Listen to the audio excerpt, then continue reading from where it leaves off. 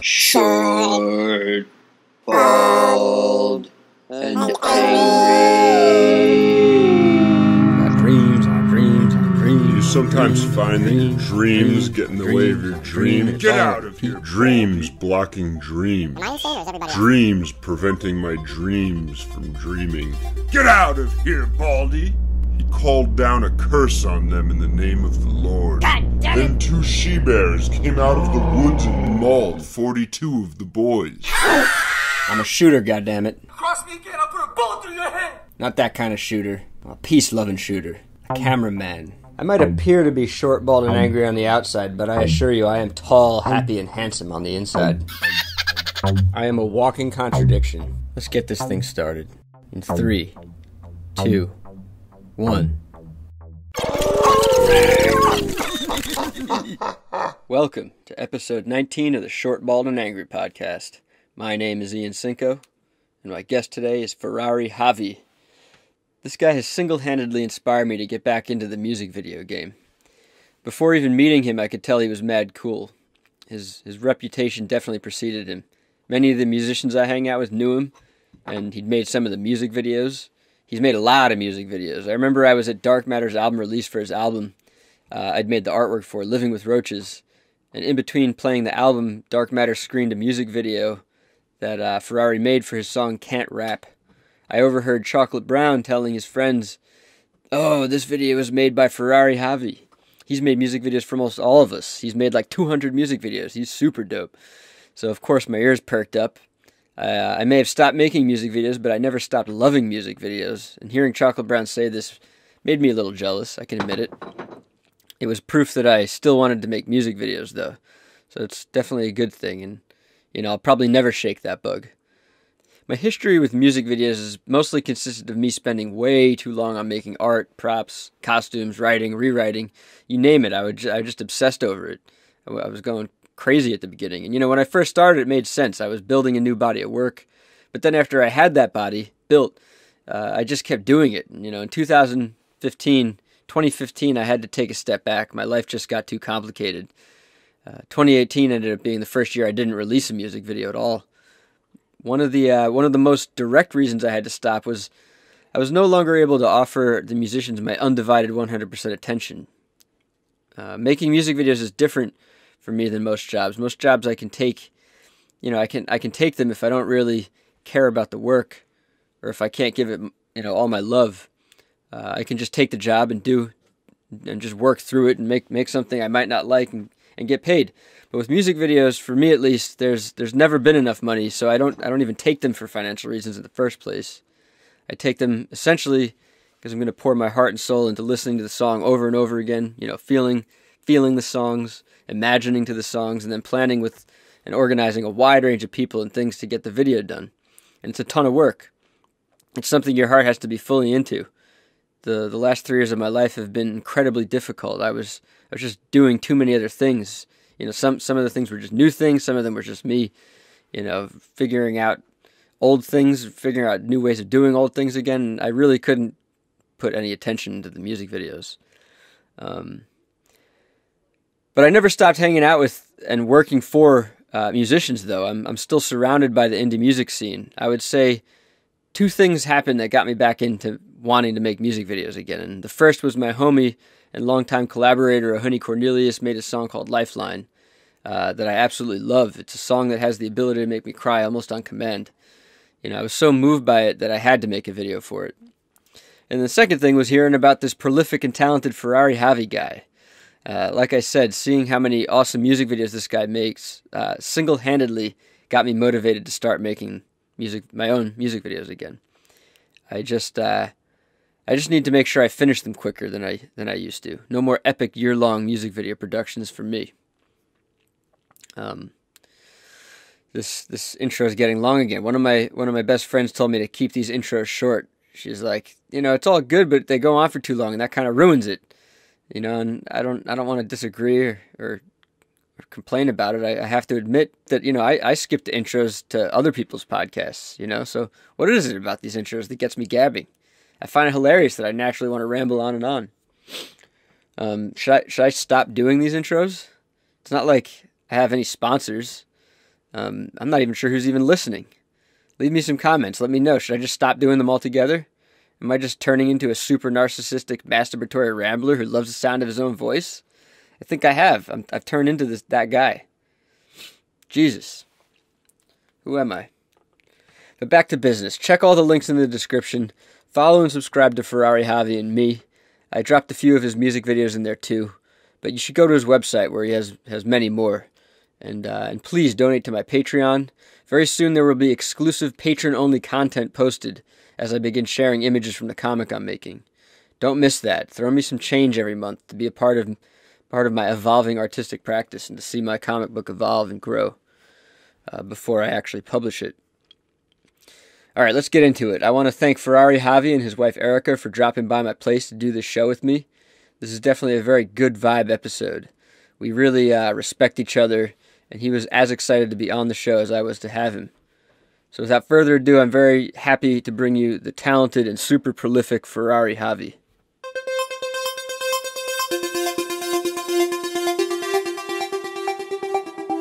All right.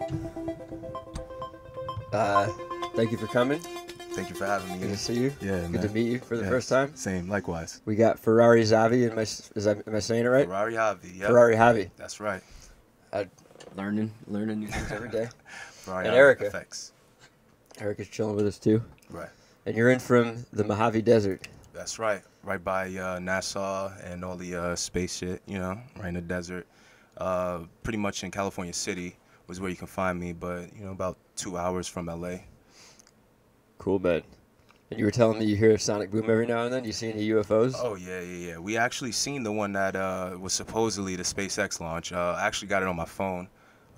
We get a couple orbs coming up to our houses every now and then. And the sonic booms happen every day. Every day, I would say maybe about 2 times. SpaceX, what, a recent rocket thing where they're trying to land them and all that? Yeah, it was the one. I think it was it pretty much they said some fuel that came out was supposed to be rainbow colored. But pretty much I was there watching it, and it didn't come from this side where SpaceX launched it, and it wasn't going. It wasn't a satellite. Let's just say that. It was not a satellite. Legit sure. UFO talk. Oh yeah, for sure, Nice. for sure. That's my roommate's watching X-Files, I think, even right now. Yeah, I heard it. Mm-hmm. Fox It's awesome to have that in the background. Yeah, I always have the whistle going. I'm a big sci-fi man. I'm big on sci-fi. I love it. Yeah. Yeah. Oh yeah, you were saying you chose the xenomorph as Right, your. of course, yes. That's where the Xavi comes from, or where's the xenomorph coming? Yeah, from? actually, I just took a play off of it because it's the first original alien, and it's a black alien. So, on top of it being this creature that is pretty much indestructible, even when you kill it, it still has this kind of vibe where it kind of lingers on. So, I really took that into my persona because I really felt like I gravitated towards it. It was sci-fi. That was just one of the things also that scared me when I was a kid. That was terrifying. Yeah, I went to one of those Universal shows, and that was the only thing I ever got scared of. I felt the alien breathing on my neck. After that, I ran out and came back into that little spaceship and rode it out. So that was my only really terrifying experience. So. I kind of stuck with me. Yeah. Yeah, that movie means a lot to me too, man. Yeah. My dad showed it to me when I was pretty young. I don't know if I was too young. I Yeah. should ask him how old I was. I was probably too young because it's terrifying. Oh, yeah. of course. Yeah. It sticks with you. That movie holds up too. I like going back and watching the old ones that I grew up with, and I judge them hard. Yeah. I don't like nostalgia's cool. Mm-hmm. I like it, but if I don't like a movie, Yeah. I try not to let the nostalgia make it better than it is. Exactly. Yeah, but that is one of those movies Alien where 1 is better than any of the earlier. I say even better than Covenant and all the new ones that came out. Better. Yeah. Absolutely, brother. I try to like the new ones. I like Prometheus. I like Covenant. Yeah, no, I do too. Prometheus better, I think. It was a good origin story and a good way to kind of build everything together. But there's nothing better than the original, Yeah. My silence that. Yeah, man. And the xenomorph, man, you cut it and it bleeds acid. Bleeds acid, yeah. It's crazy. Right. And it got the grills too, so that's something I was looking forward to with my wife, She's like, I don't know how you look with grills. I'm like, maybe just some gold fangs or something. But, yeah. Maybe just one. Yeah, maybe just one gold fang, Yeah. Yeah, do it, man. Yeah. But only, I guess you gotta get approved. It's gonna be behind the back though. Can you get them? There's good ones that you can take in and out, right? They got the right. Yeah, no, they got the ones you can pop in and out. Especially over there in LA and Oakland, San Francisco, they got all the that's like Grill Central too over there. Yeah, they go real hard over there with grills in the Bay. So that was something I was like kind of like, maybe I should mess around with that to kind of like implement with the xenomorph type of thing, you know? Yeah. Yeah, just kind of build like this whole persona character and stick with it, you know, because that's what I'm about. So yeah, just getting on the scene and killing it. Yeah, man. You know? Yeah. Do you know how many videos you've made? Do you have like a solid count on it? I'm assuming that everything is up on the site. That's not even everything. I would say Dark Matter told me we met through your homie, our mutual homie, Dark Matter. Right.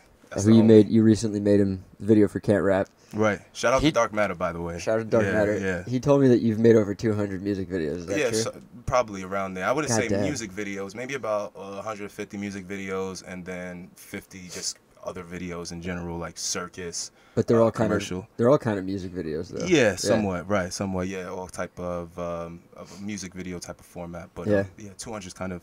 That sounds about right. That's sick, man. Yeah. That's getting me. I'm like 35 and acting like I'm 60, and like seeing you, like knowing that you do that is making me remind myself I'm still young. I gotta get back in the game, man. You're young until you're old, man, and that's why I think like until you're ready to drop dead, that's when you're young, you know. Yeah. So keep it going until then. Yeah. Yeah, you never know. Da Vinci, all these guys, they were looked like they were 50, 60 years old, still painting and getting into master great works, you know. Yeah. Just videos are exhausting for me. Yeah. So. Yeah. And especially since you're working with a different person, you know, it's not like. So I started off as a visual artist, drawing, painting. So I was always within my own head. Did you go to school with the art school with Dark Matter? Yeah, I actually went to Frank Sinatra. That's actually where we met as well. I met my wife went there too. Yeah, she's a singer. I was a fine artist. Kenneth Dark Matter, he was a fine artist as well. So videos, it's a little different because it's not only my vision, but I'm taking the artist's vision into consideration as well. And also just making them look good, which is like the main part of the job. I was definitely gonna go there. Like, what's the job of a music video director? I was gonna ask you. Do you agree? Like, make them look good. I would say so. Yes, cool. Yes. Making them look good is the #1 key priority. Yeah. I would say second comes the emotion that they want to evoke throughout their music, and the visuals. I like to pretty much, you know. I think everybody's song has their own visual to it. Mm-hmm. I don't really like to shoot videos in front of like the stoop and, you know, unless it calls for it. You just try like to come up with a custom idea. Always try to come up with a custom idea. Always coming with different new ideas, something I haven't done before, something I haven't tried before. Yeah. Even such things as animation, things that people within the hood really wouldn't be open to or find access to finding, you know, an animator in Brooklyn who would be willing to work with you on your music video, and you only have like $500, you know. Yeah. That's pretty hard to come across. So I kind of like bringing in the talents that I have, knowing that it costs so much to do it, but offering it for a reasonable price, you know. Yeah. No, I was talking to Dark Matter about all that, and I was like, I gotta find a better price point and a quicker way to do things. Right. I was just talking about this last night. I made at least 4 music videos that I spent like a year on. That's ridiculous. 4 music videos? Yeah. I would say within my first year, I would say it was around the same thing. You were doing like it was slow. Oh yeah. I would say maybe even one a month, and even at that point I was working. Even that's too much, maybe. Yeah, I would say it was kind of a stretch for me at that point, but I did manage to try and like increase my numbers as the months went on, and I'm now at the point where it's like maybe around, I'd say like 4 or 5 a month now. So you does that mean you're literally like I'm from conception to completion, editing everything 1 week? Is that where you're at? No, not for the process. For the process of the music video, I would say maybe about 3 weeks still. 3 weeks. Yeah, 3 weeks. That's but they're all the concept. And you got like 3 or 4 cooking at the same time. Different at the same time, exactly. So I just make sure with every artist, I hit their deadline, whatever it is that they want to accomplish, whether it's a promo or something, whatever it is within the deadline, just let me know and I get it done. no matter how many projects I have, I will Nice. stay up. Ask my wife. She sees it's like she gets annoyed by it. So Yo, that's the only way to do it. That's the only way to do it. but it's gonna pay off. You know, it's gonna pay off. I see really soon. It's gonna pay off. So you do like long stretches where you're like staying up late, not sleeping and stuff, just to like on the edit. Yeah, definitely. Actually, my last, actually right before coming to New York, we have a special release for a music video that just came out about 2 days ago. It's called Yar Banale. Is it up there?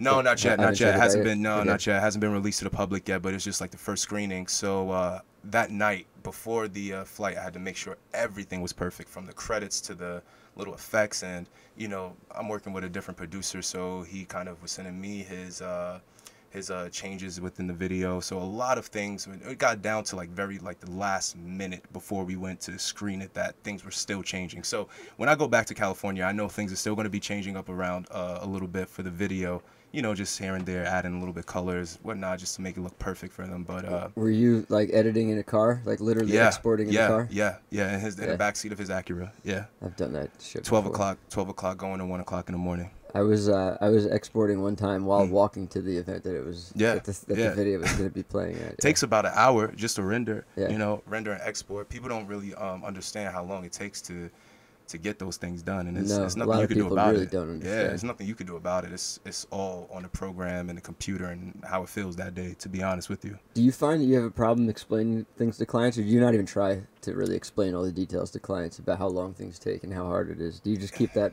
behind? Yeah, I try to like, you know, just stick with it, you know, roll with the punches. But if somebody gets out of line, I will let them know, like, hey, listen, man, this is, just remember what you paid for, and just remember what you're getting out of it. So, you know, just give it a little bit of time. And usually all the people I work with, the clients I work with, have all been exceptionally great people. I've never really come into contact with somebody who was like rushing me on something or really pestering me on getting a project done, because they've seen the work and they know what's going to come out of it. So yeah, it's always been a blessing with everybody I've worked with. I try not to treat different people differently or anything. I try to treat everyone with the same level of respect. But yeah, with musicians, I don't know if you probably fall in love with them the way I fall in love with them, and like it's like a weird love affair that starts happening, you know. Right. Whereas like my other jobs, I'm way harder. Like I definitely like really not really mean. I could be really mean. I've been mean to clients, but like you know, like they're it's just like no matter how many times you explain some things to some people, they just won't get it. Yeah, and they just won't get it unless they're really in the situation doing it themselves. That's why for me, and then they're crying. Yeah. That's why for me it's just like, for example, the producer, that was his first time working on the Premiere project, and even these little minute changes, it takes a long time for it to get done. So he was literally pulling his hair out within that hour of working on the video, watching it render. As soon as I left the car, the whole video disappeared. Literally 5 minutes of me walking away, he calls me. He's like, hey, man, the video just disappeared. No, it just disappeared. Like, literally just disappeared. Out of nowhere. So that's why I tell him, like, listen, man, there's things that happen that's just uncontrollable. You just got to roll with it and flow with it for real, because it's like you never know what's going to happen. Never know what's going to happen at the last minute, especially when you're working off computers and technology, you know? But what do you mean it disappeared? Like, literally, he closed down the program, right? Reopens the program, and the whole timeline is gone. Only thing that's there is the sequences that I rendered out pretty much on the left side of Premiere. So you had to start from scratch. Pretty much start from scratch. Luckily, I saved like maybe about 7 versions of it on his laptop. Luckily, we got the one right before it all disappeared, and we just had to like overlay another video that we already rendered just for the sound. So it was like a lot of things we had to puzzle in there, but we got it done and fixed it up, and it came out really great. Everybody loved it. Nice. Yeah. Yeah, man. I look forward to seeing it. Thank you, brother. You're talking about the new one. New one, yeah. And it's actually the first cross between Punjabi and Latin music. So it's going to be a real big thing for them. The artist. Was there an Indian musician you worked with? Yeah. That's my boy. That one had a ton of views, man. Yeah. I think like 1 million, 2 million, something like that. Do you know? I didn't click on all the videos to see what the views were. I just, for whatever reason, I clicked on that one. Yeah. And I was like, oh shit. Yeah. Do you have a lot of videos with that many views? I wouldn't say that many, but I'm Is trying to get that one's there. The most? No, I think the most I have was Squid Nice, Trapped by My Lonely. His is like, I think like 4 million now, or something around there, maybe even 3. But between him and Nav Deep, those are my highest viewed videos so far in the game. Which one's Squid? That guy right there, yeah. Yeah, it's a good video, man. Yeah, and that one is funny. That was a funny story. I actually did that one for him for free. It was like a weird time. We was about to move, and I literally asked my mentor if I can rent out his camera for the day. I went down. I didn't even have my car at the moment. Just got in an accident. Something happened with my car, and pretty much his manager paid for me, paid for my ride over to Long Island. Went to not Long Island, Staten Island. Went to Staten Island, stayed there for about a good 3-4 hours. You know, shot it, left. Yeah. Went back to the house and started chopping it up. We went over about good 2 or 3 times, you know, 2 or 3 versions back and forth. But after the 3rd version, it was just like we locked it in. And he did his promotion version thing. As an edit cut. As an edit, cuts, yeah, version. Yeah, that was like maybe I think like the third cut. Yeah. And that's pretty good for, you know. That's really good. Yeah, especially. Especially if I'm not getting paid, but if Yeah. there's not much pay, 2 revisions is like too much. Right, but right. You have to have that many. Exactly, You know, it's like exactly. the first cut's whatever, and when you get to that second cut, it should be almost done. Right, exactly. And then the last round of revisions. That's it. Yeah, That's it. Don't be greedy with Yeah, it. Like, don't slap me with a bunch of surprises at the last minute. But I liked the song, and I understood where they were gonna go with this. And for me, I will put in the work if you put in the work, you know. Yeah.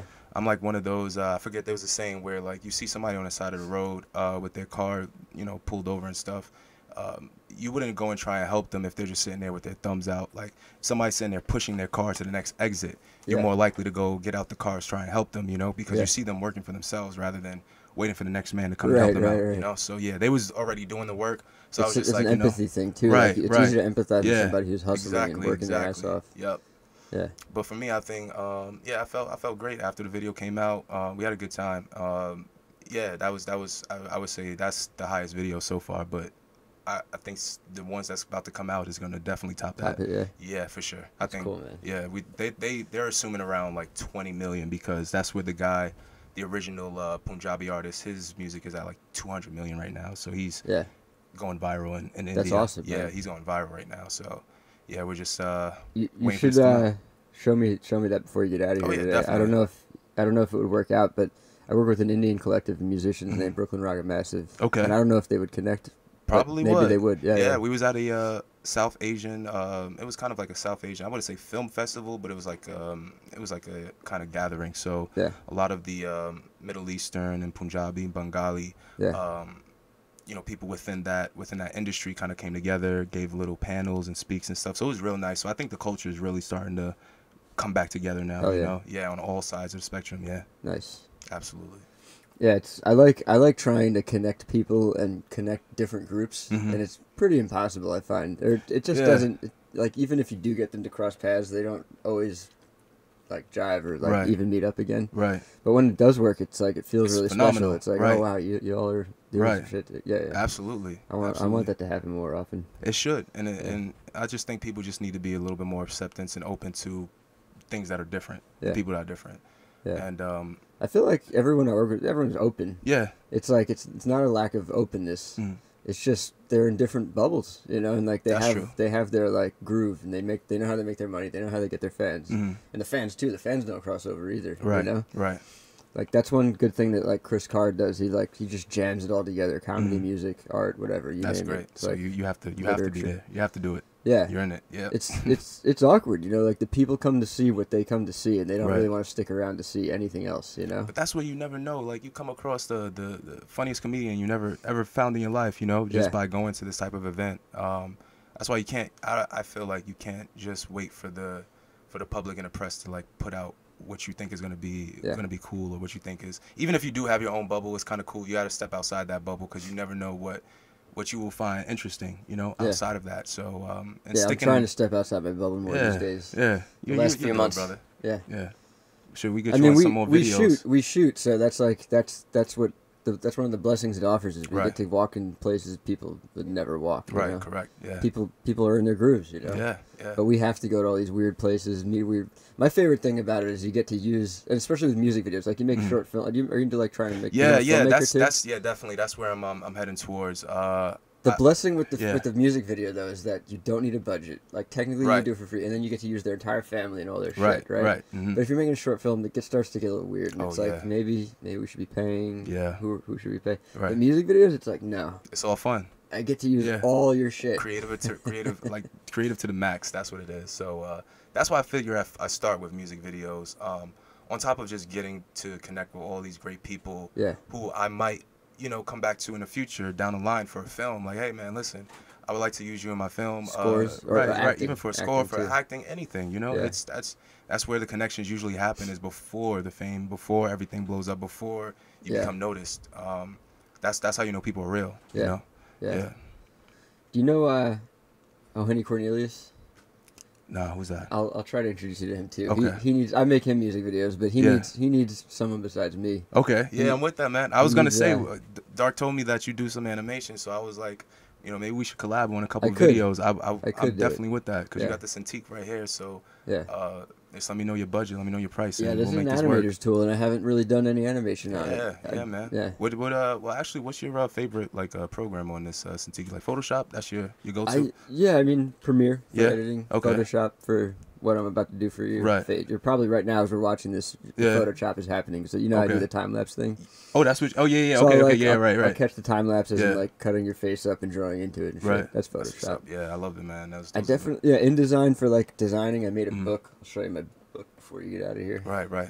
Yeah, but yeah, I try to keep the programs to a minimum. Even though I want to learn more, I want to learn a 4D. Right. Program. Cinema 4D. Maybe. Yeah, that's a good one, man. One of them. I don't know which one. That's the future. Yeah. Yeah, virtual reality. It's all ridiculous, of those man. Types Anything you can dream of. There's no limits. First off, I was gonna say, limits. with your artwork and how trippy it is, and bro, you can go so far with the augmented reality. That's why when you said 4D, Cinema 4D, I feel like would be the perfect platform for you. Yeah. You scan in your drawings and you could turn them into 3D objects.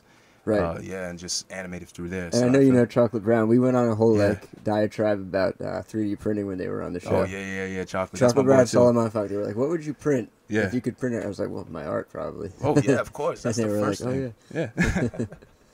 But then Chocolate Brown was like, "I'd probably print dildos." Oh my And he was God. dead serious. He would. And it was He like, would. yeah, you could sell those. Yeah. He a funny guy. He know how to. That's where the money's at. So he's like, yeah. That's why I go. Yeah.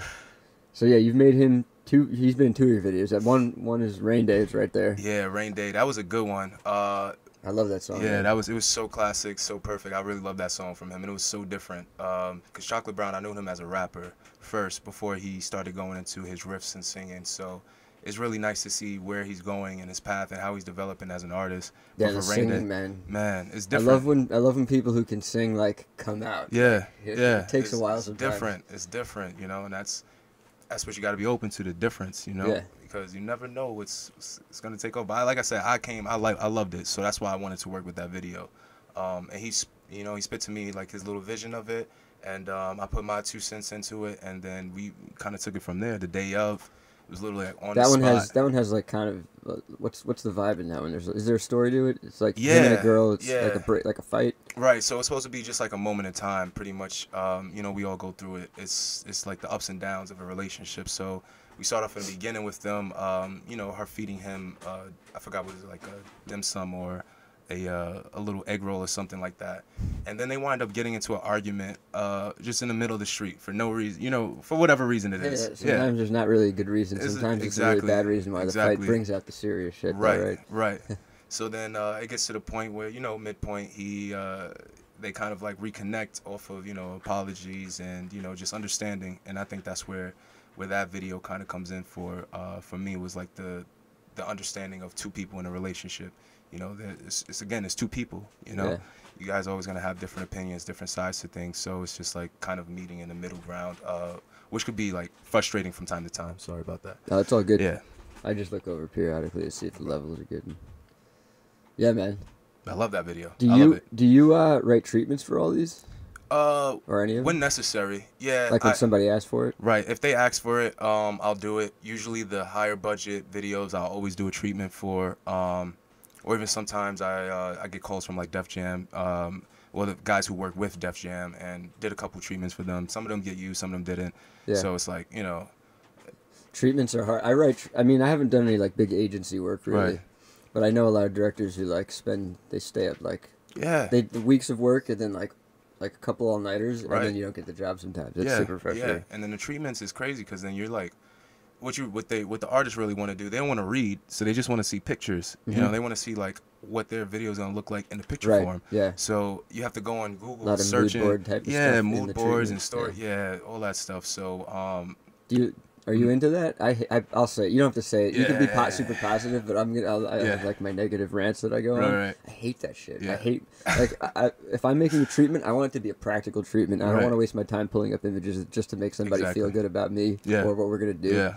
Like if I'm gonna do that, it should be like really relevant to some new idea we're doing. You know? Absolutely. Or nothing. It's like I don't need that shit. Right. So for me, it's but just they need it. They need it, and for me, it's like if it makes their conscience a little bit easier, because again, they are paying out of their pockets for me to get something done for them. It makes them feel a little bit easier. I'll do it. Yeah. But I definitely feel like I could spend my time doing something so much better than searching Google and getting images like preparing for shoots is a ton of work. It is. There's really so much other more important shit to be doing right now. It definitely is. On top of that, they're not the only client that I'm working with, so it's like the other two, you know. And I feel like I've written some great treatments. I've seen some good treatments. It's not like I'm saying treatments are stupid or bullshit or anything like that. It's just that there's a fair amount of them that are. Like, they're just totally useless. Not every video needs a treatment. Yeah. And not every treatment even gets done. Not every treatment's like relevant to what ends up happening. It's literally just like this document to just make certain people happy. Exactly. It's like the grand scheme of what you want to happen, and then when you get on the spot, only certain things happen. So it's like it's there for, I guess, like a reference point at the end of the day. Yeah. But for me, I always have it in my head. Once I hear the song, I have it in my head. So there's the treatment just out the window for me. I don't really care about the treatment. It's more or less for the artist. So you also like. Would you say you're pretty responsive to, like, you show up to a location and you meet some people maybe for the first time? Is it usually like that? Or do you kind of know, do you like location scout ahead of time too? Or a lot of times it's just like very spontaneous, like we got to respond to this new thing we just discovered right now? Yeah, sometimes we'll go location scouting. My wife and I, since we are in California City, there's just like a lot of crazy atmosphere around. There's mountains, there's desert, there's... When did you move out there again? Last year, September. Okay, so you're still exploring. Yeah, we're still exploring. Yeah. So, you know, they have sand dunes. And there's still a lot of stuff that we haven't gone to. Shooting music videos way different, dunes, but bro. Wrap that camera with plastic. Like, wrap it well, I gotta wrap it well, and the sand gets in everything. Yeah. But besides that, I mean, I come into contact with just meeting like new artists, but not so often. I say now a little bit more than back then. Yeah. Back then it was more or less like friends and friends of friends and friends of friends of friends, but now it's like I'm finding people who are just finding me on Instagram, finding me on Facebook, contacting me. Sometimes they don't stick with it once they find out, you know, the budget or how much it would cost to get something done. But for me at that point, it's just like, if you're not willing to invest that into yourself, then I don't even want to work with you. Yeah. I get it when it's like a money issue, like I can't afford it at this point. But then I'll work with you. You just let me know what you can afford, and I'll tell you, hey, listen, we can do this, this, and that. If not, then, you know, it's just a loss, you know, on your behalf or on my whatever behalf. It's hard, man. I mean, it's like, just like we were saying, people don't get it all the time. You explain the technical side, they don't get it. They don't get like how much work we're actually doing. Absolutely, and no. It's like, it's hard, and sometimes we do free work, as I heard you say it already, right? And at the end of the day, not everybody really cares about the person who makes the video. Yeah. You know, that we're behind the camera. They care about the person who's in front of it. So we're similar, man. I feel like we're pretty similar. We put our names on our videos. Oh, yeah. We make ourselves into like a rock star in a way too. But at the end of the day, totally, man, it's not our video. It's not. Yeah, exactly. It's not. I mean, it is our video. It is, but it's not. It's for them. Right. Exactly. It's their promotional tool. Absolutely. So we're lifting up the musicians. Right. I feel like if anything, it's a 50-50, but at the same time, I feel like I definitely do give in a little bit more than received, you know, when it comes to, like, sometimes I'll get like a little extra compensation just because they love this so much. They're like, yo, man, thank you so much. Here's extra, you know, 100, extra 10, even if it's $10, I still take it because it's appreciation. This is a delicate conversation. I know exactly what you're saying, though. Like, I could say it too. Anything extra. I don't want to make anyone I've worked with feel like I'm not grateful, because I love them all. You know? It was like, they were amazing experiences. But we're putting in crazy hours. This is your thing. Yeah.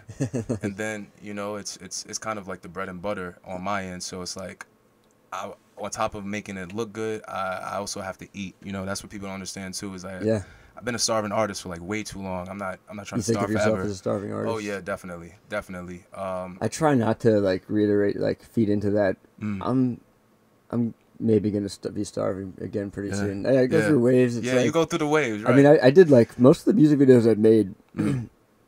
Like I've been freelance for like a little over 3 years now. Okay. But everything else before that was like I was two full-time did 2 full-time jobs. So listen, like, same here, brother. So yeah, same here. Yeah. That's the way we do it. I was right. Yep. I was working. And then you at slowly transition into just video work. Yep. Yeah. Yep. I was working at Foot Locker in the afternoon, and then working at a nightclub at night. And this is when I first met my wife. What nightclub? You don't have to it was shout called out if it was called Stash. Yeah, it was called Stash on 14th Street. It's no longer open. It's closed. Yeah, it's closed down. Real management was horrible, so they just shut that down. But yeah, so it was like, you know, always been a worker, always been hardworking. But I just found out, like, if I'm gonna put that much time and energy into something, it might as well be for something that, one, I love, and two, that I know I can profit off of in the future, and it'll be something that I take control of myself. You know, even working a 9 to 5, you're never promised. Even though you are promised that paycheck, you're never really promised that paycheck. You know what I'm saying? Yeah, no, I mean, security is an illusion. It is. It is. You get fired any day. The company can drop out any day. So many things can happen. So it's like, it's that what if. Like, yeah, that what if always is going to hang around. So it's like, don't live your life for what if. It's live your life to do what you want to do. Yeah. You know, if you fail, you fail. Get back up. Try it again. Like, keep going. It's just more pronounced with artists. Right. It's like it's a do or die situation. Yeah. You got to commit at a certain point. Otherwise, you're going to be a hobbyist forever, right? Absolutely. And we got to continue to just grow and slowly bring in more money. And, absolutely. And, you know. And I think people put age into effect a little bit too much too. Age in terms of like, we don't want to hire if you're too old.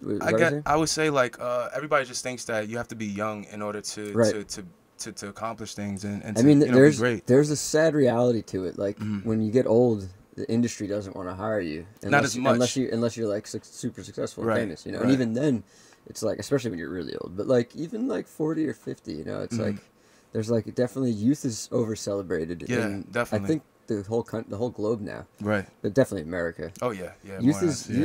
I'm an asshole. Youth is stupid. It is, man. Youth is really dumb.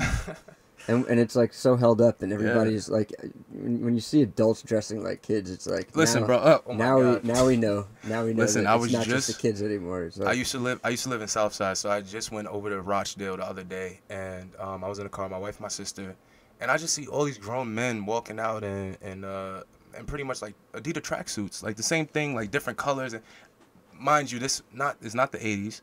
We're in a different time now, you know, like they're 40, 50-year-old men still trying to look like they're 20, 30 years old. And it's like, bro, let it go. I don't want to shit too hard on all that. It's just, I'm not even knocking it. Yeah. It's literally like youth culture is insane. I'm just reiterating the fact that youth culture is taking over. Definitely is. And that's dangerous. That's dangerous for fucking humanity. It's dangerous for Earth. Yeah. Yeah. There's also a lot of other problems, bigger problems. Oh yeah, bigger problems than that. But we're all distracted by bullshit, man. Right. Do you I'm pretty like self-deprecating, and sometimes I'm like, I don't know if I'm impacting the culture in a positive way, but I want to, you know, like that's my ultimate goal. And absolutely. Like, I make weird shit. I see you got guns and like violence and shit in there.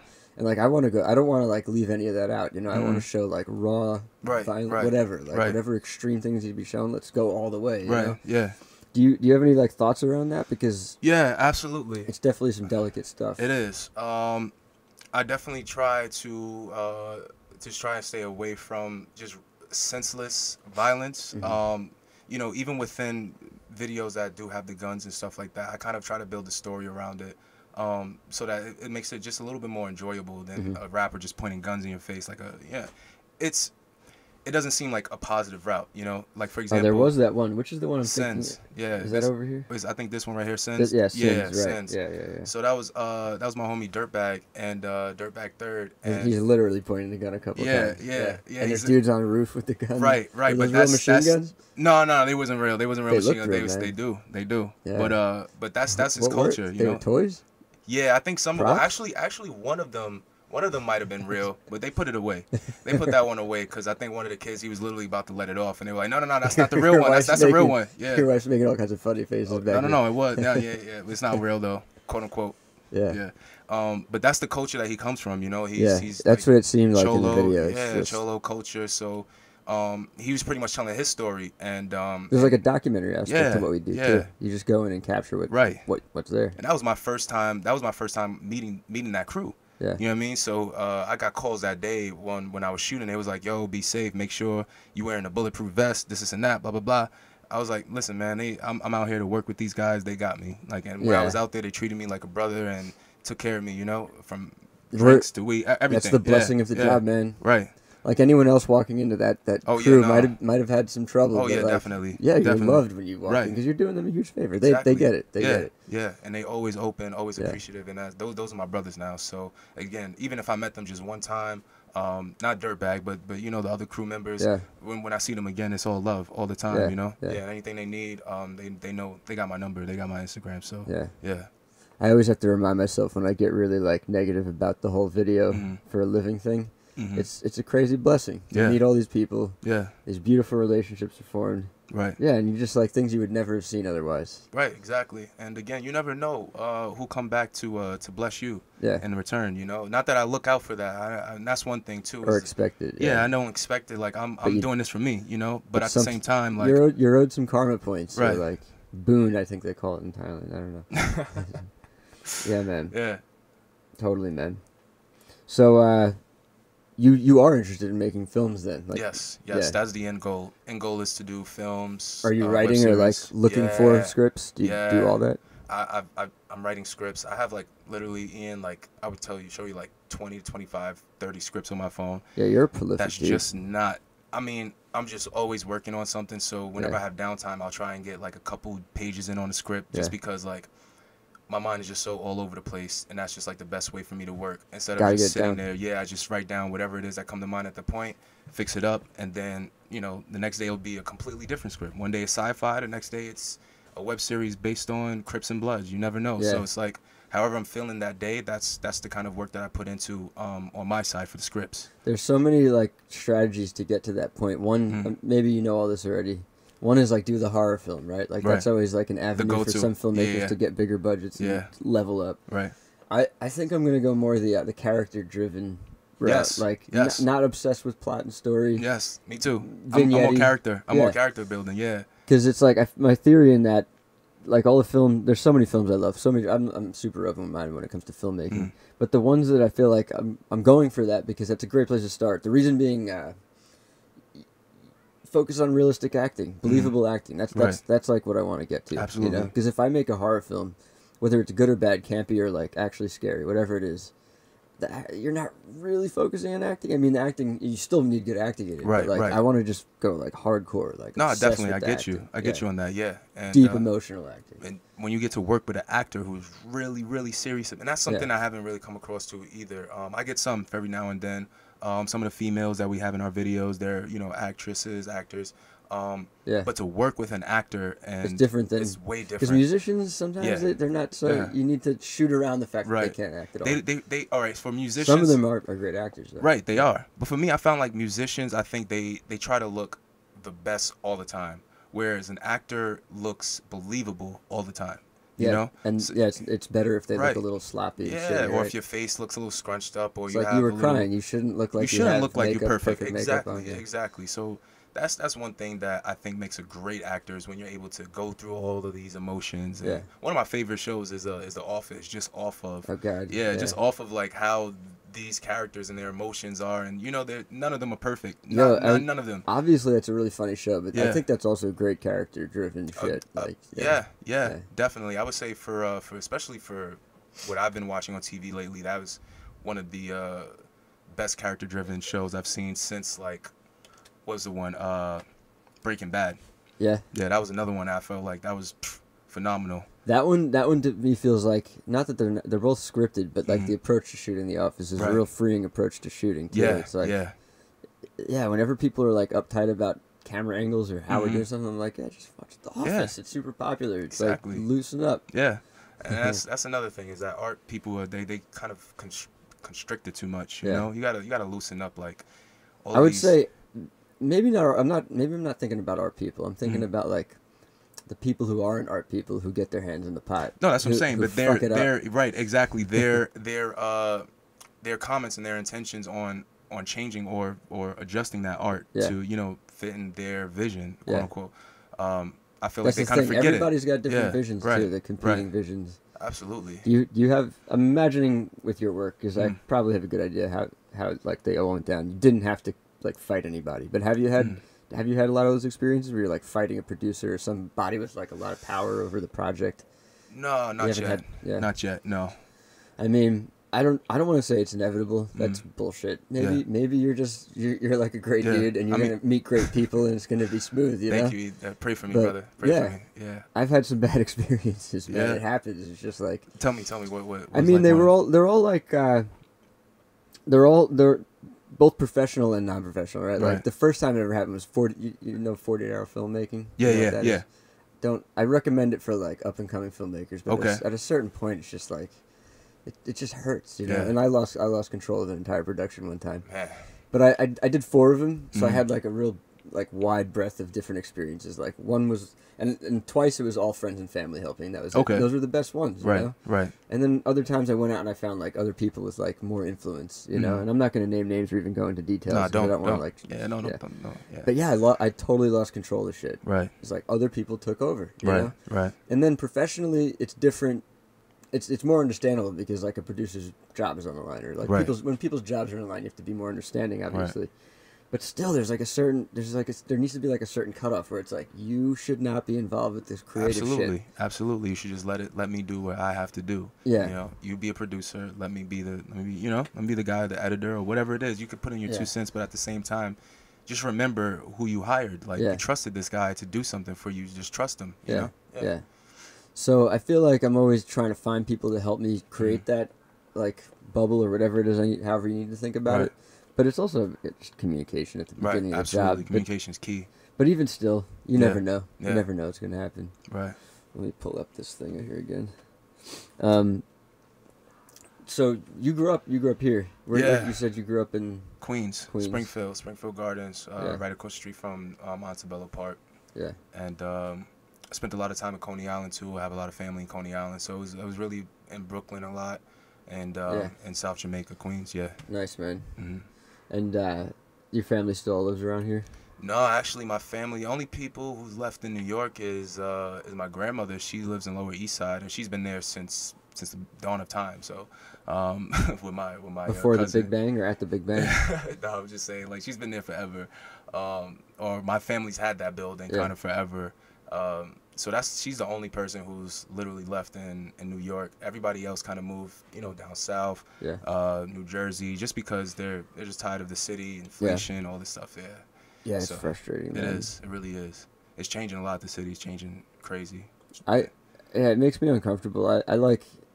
I feel super without a home right now. I don't feel at home. My childhood home. I don't feel at home in this neighborhood. I don't feel at home anywhere around the city. My neighborhood looks crazy different. No matter where you go, it's just like everything's changing. Absolutely. There's no home anymore. Yeah. I don't know if it's a good thing or a bad thing. I mean, it's a bad thing for me because I miss the nostalgia of like, going back to the old neighborhood and seeing people used to know, and it just doesn't happen no more. My whole neighborhood is completely different. Like nobody there is the same. Friends are gone too. Friends are gone.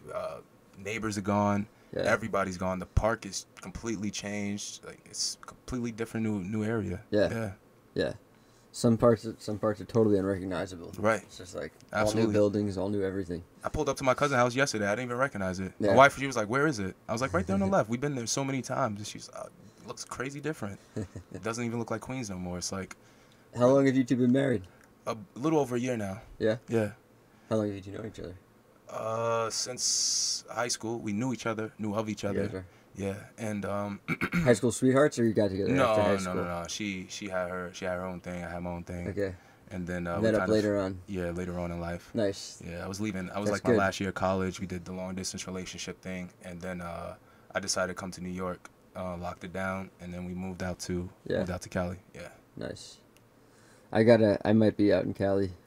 You gotta come visit, man. Yeah. Definitely come visit. How long of a drive did you say it is from LA? I would say about hour and a half, 2 hours. Yeah. We gotta get some ATVs and some dirt bikes and go riding in the desert. Hell yeah, man. Yeah, man. There's so many paths and stuff. I'm looking to buy one now. I don't want to rent. So by the time you come out, maybe I'll have my dirt bike ready. And awesome, man. Go trailing. Yeah. What did I see out in the desert last time I was out in the desert? I saw It looked like an ATV. It was probably an ATV, but without the engine. They were just using like a big sail, and the sail was pulling them around. Have you really? seen anything like that? Oh no, I haven't. But I've seen and a they were picture. cruising, yeah, man. It was like high it's speed. like windsurfing or something like that, right? Windsurfing with Yeah, with like some a- Avatar type shit. Yeah, Last Airbender. Yeah, those dudes are crazy. Yeah, I don't know where that was. I should look it up. I want to say it was right before getting into Vegas. It was that's what it was. It was right Okay. before, literally right before Vegas. Okay. There's this crazy like solar farm. It's like you're coming down in a valley, and this like solar farm was just covering the entire valley. Right. And the fucking light coming off it was. Looks like water. It's like It looks a like crazy. water. Well, it looks like water, Yeah. but like the light coming, it was like it felt like it was amplifying the light. And, like you were about to like melt in it. It wasn't hot. Yeah. It just felt like it was gonna melt us. You Yeah, know? that's crazy. Yeah. We have a couple of those by us too. Not A as lot huge. of solar farms. Yeah, but not as huge. Just because we're in the desert. They're crazy looking. That's so sci-fi looking. Yeah. So that's Yeah. why I'm just like, man, I feel like I'm kind of in the perfect spot. Shoot a video out in there, man. Dude, Yeah, there's yeah. satellites and, Yeah. you know, like I said, NASA is right there. So Yeah. NASA's base is right there. So hopefully I come into contact with more UFO things. I actually, like I said, I caught the one on. Try to work for NASA, man. Yeah. I actually did apply. I applied. I didn't get a response back from them. But Just keep doing it. Yeah, I'm gonna do it again. Yeah. I actually got accepted on the Air Force base, but I couldn't due to a couple reasons. What do you mean accepted in what way? Like pretty much, the Air Force was looking for videographer and photographer, and you know I sent them my stuff. Sweet, man.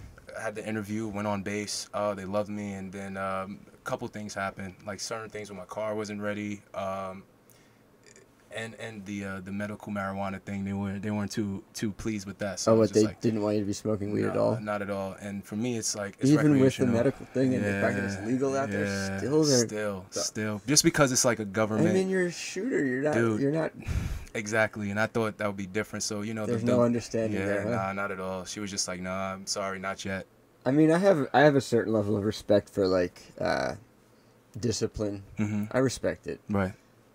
And I think there is a problem that maybe too many people are smoking too much weed. Not everybody should be smoking as much weed as they do. Yeah. But damn, it sucks. Like, It does. Ease up a little bit. It does. Yeah. See, for Like, me, there needs to be a balance. You know? It's like...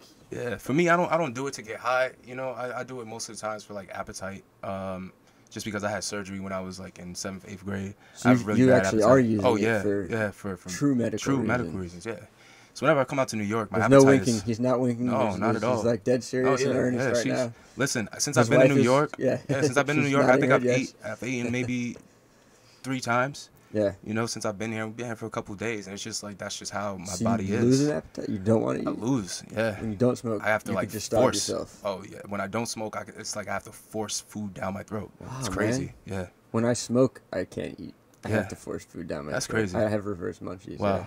Yeah. So I just for don't me, want to eat. Yeah, for me, it's like I'm I have hungover to. right now because I should have eaten last night. Right. Instead I drank and smoked and I ate nothing. Yeah, and I look, went we to drank sleep. too. And we went to this Yeah. place, what was it? Cowgirl Seahorse. Yeah. It was all right. They enjoyed themselves. Cowgirl Seahorse. Yeah, it was in Lower East Side. Don't get the fish and the shrimp though. It was too bland. Yeah. Everything else was good though. Not fresh or just It was bland? fresh. It was bland as hell. Like it was the choice between. I made a joke. I was just I don't know which more is bland, is the water or the fries and the shrimp that they gave me, because no seasoning, no pepper, no salt, nothing. You're making me hungry right now. I'm starving. Sorry about that, man. It's all good, man. Yeah. Yeah, let's not that I don't want to talk Mm-hmm. more about food. I could definitely keep talking about food. I'm so hungry. Yeah, I But- could talk about it, but but I just won't eat it. What other like best practices or things that you do could you like talk about, like with your video work or anything that you do? Like, do you keep documents? Do you are you obsessed on the business side? Yeah, I would say the business side not so much. That's why I have my wife. She's more business savvy than I am. Nice. I'm just like the straight guys up got the artist. partnership going Yeah, on. I'm just like the straight up artist. She's the one who kind of helps me, facilitate different projects and what do you call it? What's the thing called? Forget it, like budgets and stuff like that. Just like little things. help with budgets? Yeah, she helps with a lot of things. So. What do you use for budgets? Oh no, just off of, because she works at a veterinary hospital in Lower East Side, which is like probably like one of the best out there right now. Yeah. So she gets a lot of insight from her boss and the trips that they send her on and the works that she's in. Period, is a lot of like customers and You know, she has to deal with a lot of stuff like that. So I remember one thing she told me was just like, you know, when you tell somebody a price and then you just add on things, you're like, all right, for example, yeah, my video is gonna cost $1,000, and then to get the extra models, it's gonna be extra $200, and then to get the place, it's gonna be extra $300. People don't like to hear all these different numbers. They just want to hear one set price. So that was one thing I kind of learned, and it does work it does work better. You know. So what's that like? At the beginning, you have to foresee everything. Right. You have to. Yeah, a lot of foresight. Yeah, a lot of foreshadowing, foresight. That's a lot of people don't. They lack that. Yeah. You know? I don't want to. Again, I don't want to shout out. There's some people like shout out right now. I'm not even going to say it. There's one person I'm particularly angry at right now. Lack of foresight. In the thought bubble right now, popping up. I see him. It's her. But yeah, I'm not going to go. I'm not going to say it. We have to have a ton of foresight to do what we do, to be good at it at least. Absolutely. Yeah. And it's super important. There's so many things like that. Like, we do have to look out for the client. Yeah, it's kind of scummy to tack things on as you go along. Even if you're like a really nice person, right, and you don't mean anything by it, it doesn't look good. Right, it doesn't look good. But at the same time, it's just like they have to know what they want. And when you tack things on, it's more or less like I'm just trying to get what you want, and this is what it is. You know? So sometimes you can, because I'll admit, like, even to this day, I would probably tack things on. If we have a conversation, it's like, you really want this? Right. Well, you really want this. Yeah. Like, I don't want it. As long as they really want it, then we're tacking it. Right. Exactly. If it's for you, that's what you want. Then we'll find a way to get that. Yeah. But me, I don't really like to do that stuff. I'll give you a set price.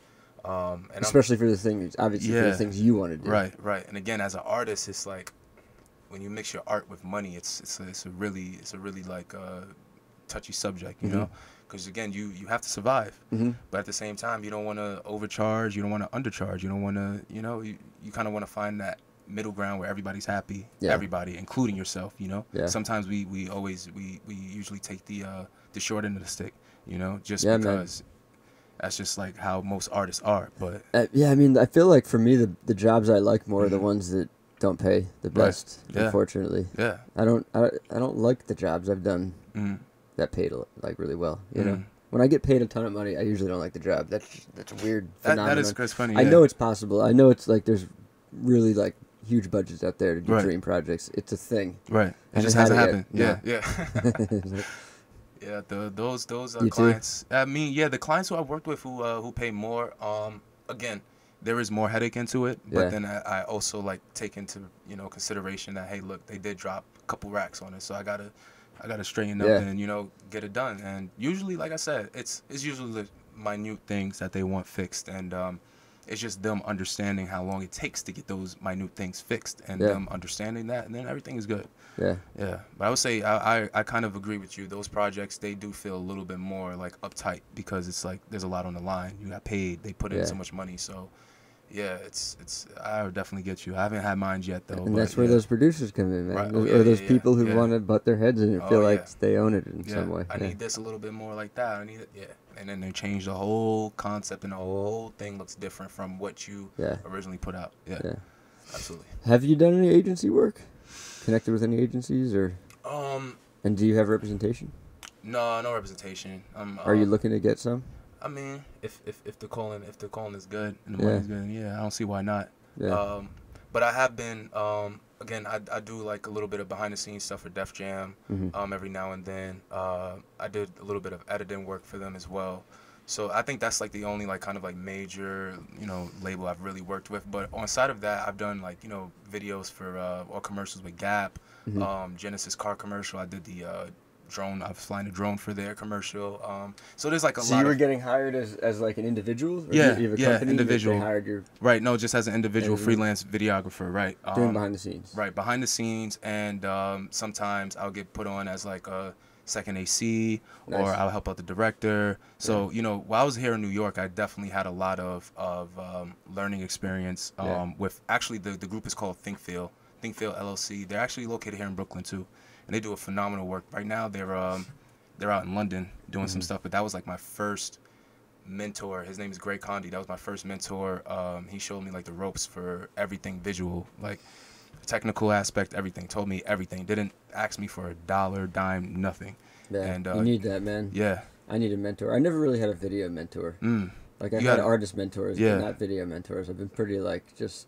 It's hard to come across out there in the ocean. It's hard to come across video mentors because again, you know, a lot of first video guys, they kind of want to stick within their own bubble and their own, you know, they don't really like to branch out too much. Yeah. From what I've seen, you know, everybody likes to stick in their own circle, and that's why I kind of even moved out. Competition. There's competition. People get jealous. Yeah. I've reached out to so many videographers out here in New York, before I shot like a good amount of work. Yeah. Just to see if they wanted to work. You know, just to see if they wanted to collab. Just to see if they wanted to you know, just meet up. Yeah, you end up learning from each other. Yeah. Help each other. Yeah, and none of them really wanted to do it, or they were just like, oh yeah, I'll do it, and then kind of like never really. I wonder what I would have said if you reached out to me, because that, you know, sometimes just the busy factor. Oh yeah, that's that too. Yeah. But for me, if anybody ever reaches out for me, especially somebody who I don't know, I always kind of like, you know, give them the benefit of the doubt, you know. Yeah.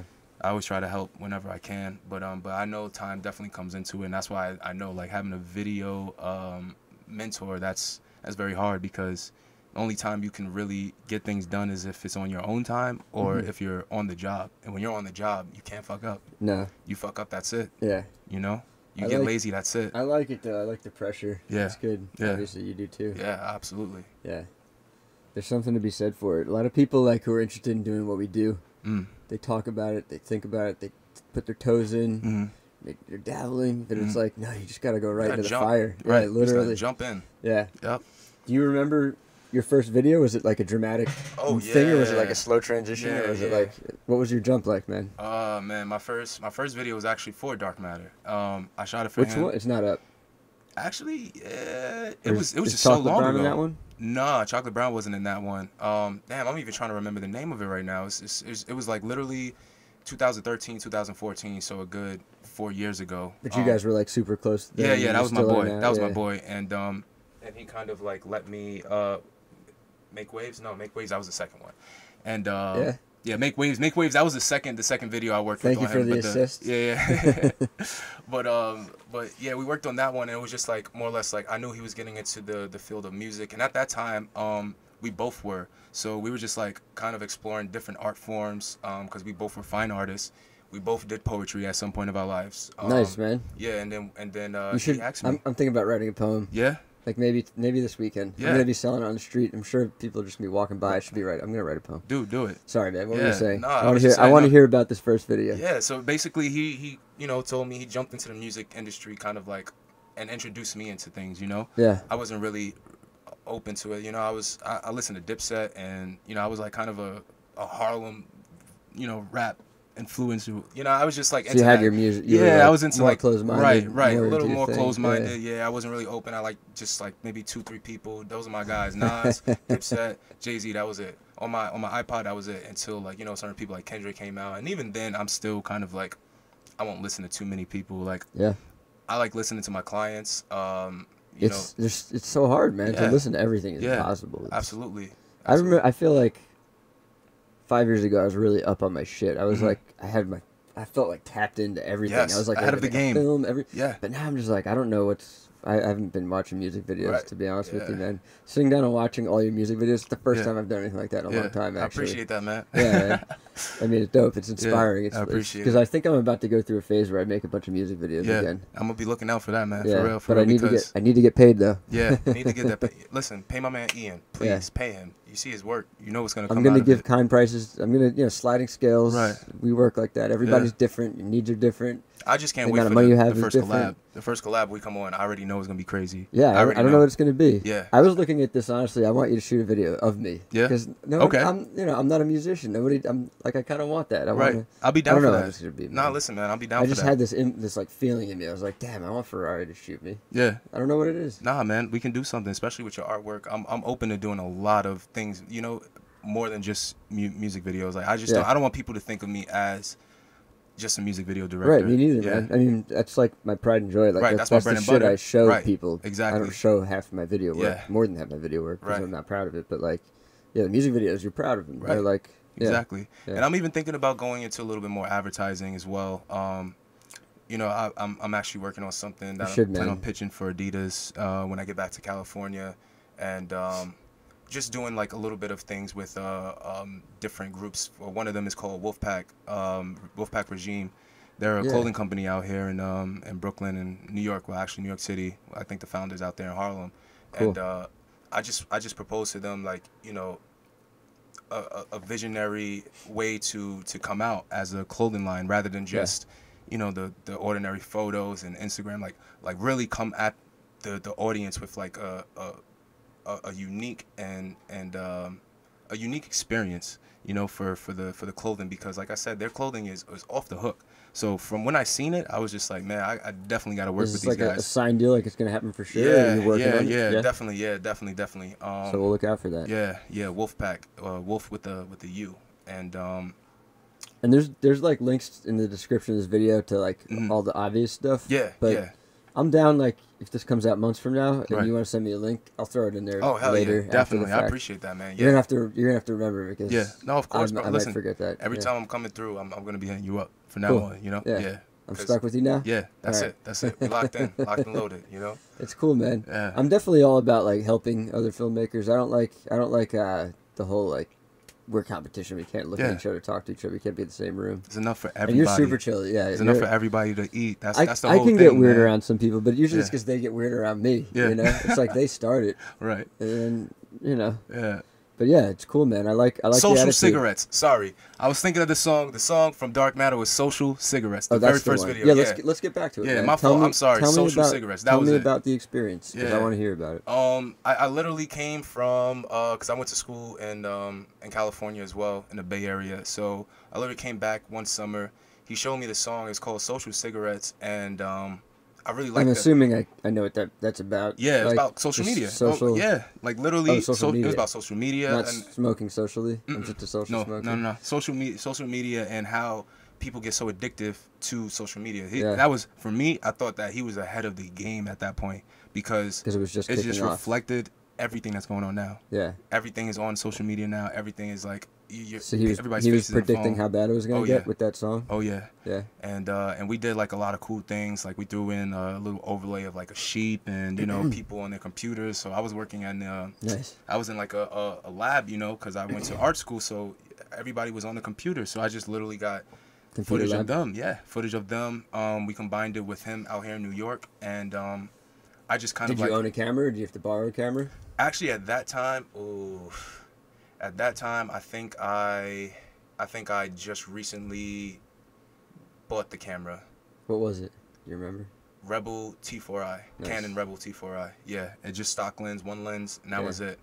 And what are you using these days? Right now I'm using a Sony A7S. That's what I want to buy. Yeah, Mark II. Really good. I really want, like, obviously I want to shoot Red, Alexa, all that stuff, but that's not in the cards. Right, not right now. Buy it. Yeah. At least, right? But the Sony, I would say, such a killer camera. Go to for real, especially for. There's so many moments where I should have bought it. Right now, I can't afford it. It's like I keep missing. When I finally get money again, I'm like, all right, it's time. I'm just gonna buy it right now.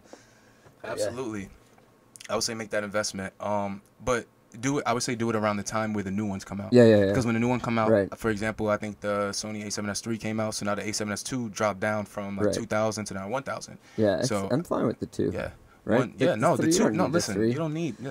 That was like a whole new tier, right? The 4K. Yep. The 120 frames. Yep. That's like I feel like you don't need anything. You don't need. Else. Yeah. It's kind of like the iPhone. You know what I mean? For me, at this point, I'm an Android user, so sorry for all you iPhone users out there, but. At one point, it's like, how much more are they going to upgrade, or what they're going to do different? They're not doing anything different now for these iPhones. They just changing the sizes for some reason. A bigger phone, and that's it. They call it XS. So, you know, you're not really getting anything more from the previous iPhone you just had. Like, maybe one or two things, but is it really worth that $1,000? Every now and then there's a jump, but for the most part, it's all. Is it really worth it? Yeah. No, it's annoying. It's super annoying, man. Right. It's not healthy for the planet either. No, there's a whole pollution factor. Fucking people just throwing away their technology. Yep. Listen, I try to save all my phones too. I do. Yeah, I save all my phones. My phone is somewhere. I should be throwing shit away. Yeah. But, I'm not ready to depart with it. Yeah, I just feel bad, you know. Do you have as many hard drives as me? Oh, no, not yet. No. Oh wow. No. Oh my God. And it's still going in the box. Yeah, a lot of the work I do is like on the documentary level. Right. So it's just like that's awesome. We're just capturing endless shit. Yeah. Yeah, dude, that's. And I back up. You gotta have backups. I shouldn't do this. Like, I should be getting more money for this. Mm-hmm.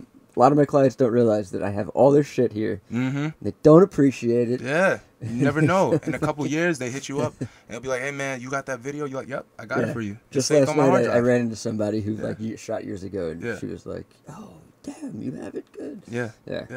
That's awesome. I saved my work too. Yeah. I'll mostly just save like the final product.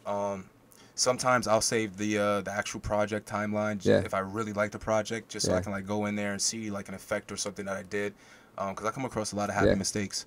So so I didn't want to like like your intros are really good, man. Thank your intro, I mean, your whole videos are good, but like, you know what I mean. Like, I appreciate it. You get extra creative at the beginning. Yeah. Right? Well, actually, that's funny because my wife thinks opposite. She thinks I start off a little slow and then I transition and get better. Well, I mean, there's an element to that. Like the videos have their own momentum, but I just mean like the effects you throw on. Oh yeah. The titles and stuff. Yeah, definitely. I always try to bring like a more movie type of feel into it, I'll add like extra sound effects and things in there. Wait, so what is Erica, right? What do you think? What happens? They get better as they go along? Yes. I feel like in the beginning of the music video, I feel like blasé. It's like he doesn't use the best clips that he can. That's and smart though. Purposely. Yeah. But I feel like you do that on want him purpose. to go strong 100, the whole time. I disagree. I agree with him. You have to like save things for the end. You have to sort of like build. Yeah. No matter what, Totally you can do the total montage thing. Right.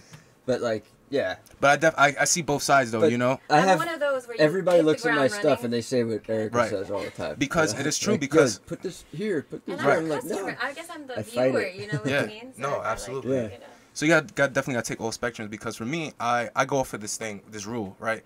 In movies, if the first 10 to 15 minutes doesn't capture me, I'm still have to do that. You still have to capture everybody. I'm probably not going to be as in tune to the movie as I should be. It's actually true. Like if the first 10 minutes suck, the movie's gonna probably suck. Except for like those crazy, exactly, those crazy ones where it's like M. Night Shyamalan twist and these like random things that happen. So for me, I kind of hope that people stick along or ride with the actual video, because you never know what you're gonna find in there that I might throw in there. I don't put everything highlighted right at the beginning. Maybe I'll start getting into that every now and then. It's frustrating because there's a good chance people won't make it through your whole video. Right. And they won't see that awesome thing. That's true. That is very true. But it's just like it's an art, and you have to craft. That's exactly I feel it. Yeah. I mean, like, honestly, he's so talented that I just want people to see it. It's hard. It's a hard so if call. It's too slow in the beginning, I don't know what to say to it. Yeah. Other than, especially when I think you're right. And Yeah. that's how I do it too. On top of that, the actual music too, because not everybody really connects with all of the artists that I work with. So sometimes they're like, I love the video, but I didn't really like the song, so I couldn't stick through it. I'm like, okay, I understand, but songs like, are tough. I always tell everybody you have to listen to a song 5 times. Yeah, you have to give it a chance. Yeah. You can't just go off the first one. For me, especially, I'm listening to the song. I don't even know. Musicians don't even 1,000 understand times. that. Musicians don't understand that. Yeah, I'm listening to the song 1,000 times. From the first time I hear it to the last time I hear it is always different. Yeah, I hate when people hear a song once and they judge it. Yeah. It pisses me off so much. Yeah, like, you can't. Come on, you have to listen to this more. Right. Give it a chance. People are too quick to judge. Yeah. Some people overvalue the first impression. Of course, and they don't. I think also when you understand how much work, time, and blood, sweat, tears go into it, you should show a little bit more appreciation to it. You know, at least give the person the 2 minutes, 2-3 minutes that they're asking you for, especially if they're a friend of yours. What's the worst that's gonna happen? Air's gonna explode. Like, you know what I mean? Like nothing real. Just give it. People do have visceral reactions sometimes. It's like, I guess it's like you're wasting their time. They feel, and so they feel like they get angry. And then they feel entitled to like have really harsh criticism. Right. Right. But damn, no, it's like it's too hurtful, man. Yeah. For me, I'm an artist, so I'm just like, I'll give everybody that respect. Yeah. We're very similar, probably. Yeah. No matter how different our backgrounds are, we're definitely doing similar work, and we have similar approaches and attitudes, and we are lifting up these people. Oh yeah. So we fall in love with them, and we help them, and we coddle them along the way. Oh yeah. Like, Oh yeah. I have a lot of like ego big little brothers now. You Yeah. know what I mean? I'm just trying to push through, and I'm just like, I check up on them even so.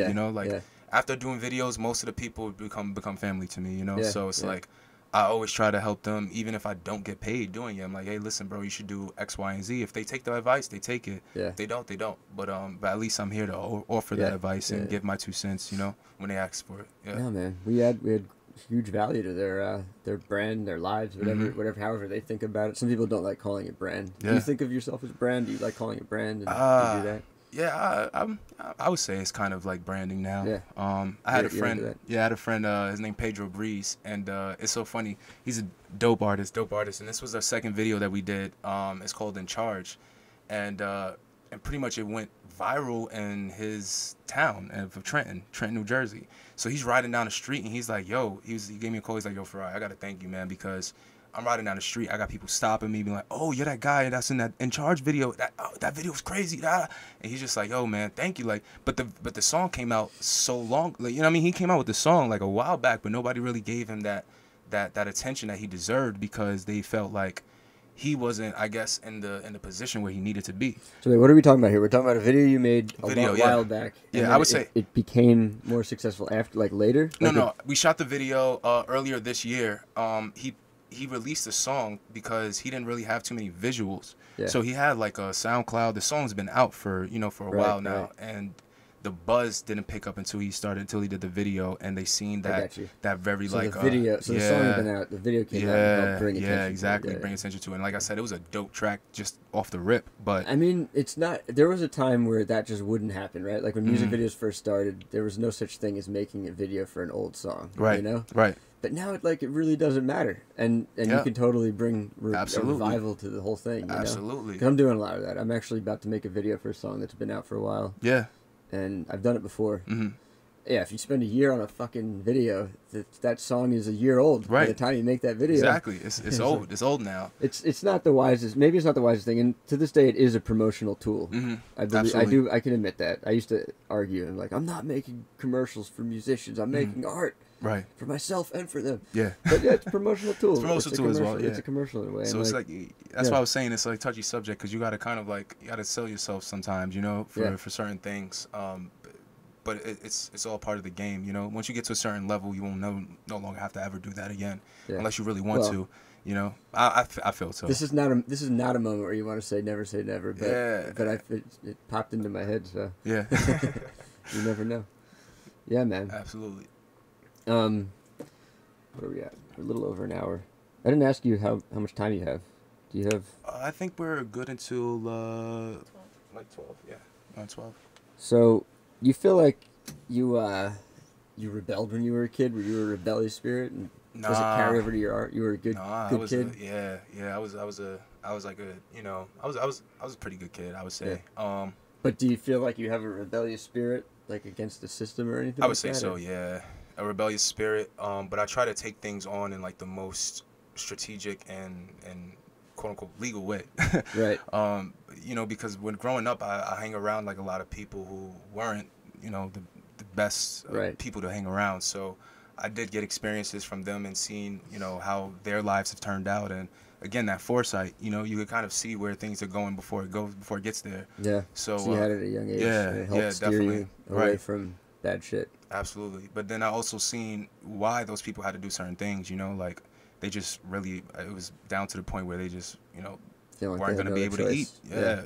They need to rob somebody because they weren't going to have food the next day. And it's literally like, I would never do that, unless it like really came down to the point where it's like, and not for me, but for, my wife and my 3 pets. If it came down for it, I'd have to do it. But two cats and a dog or? 2 dogs, 2 pits, 2 pits and 1 cat. Yeah, Loki, Ace, and Thor.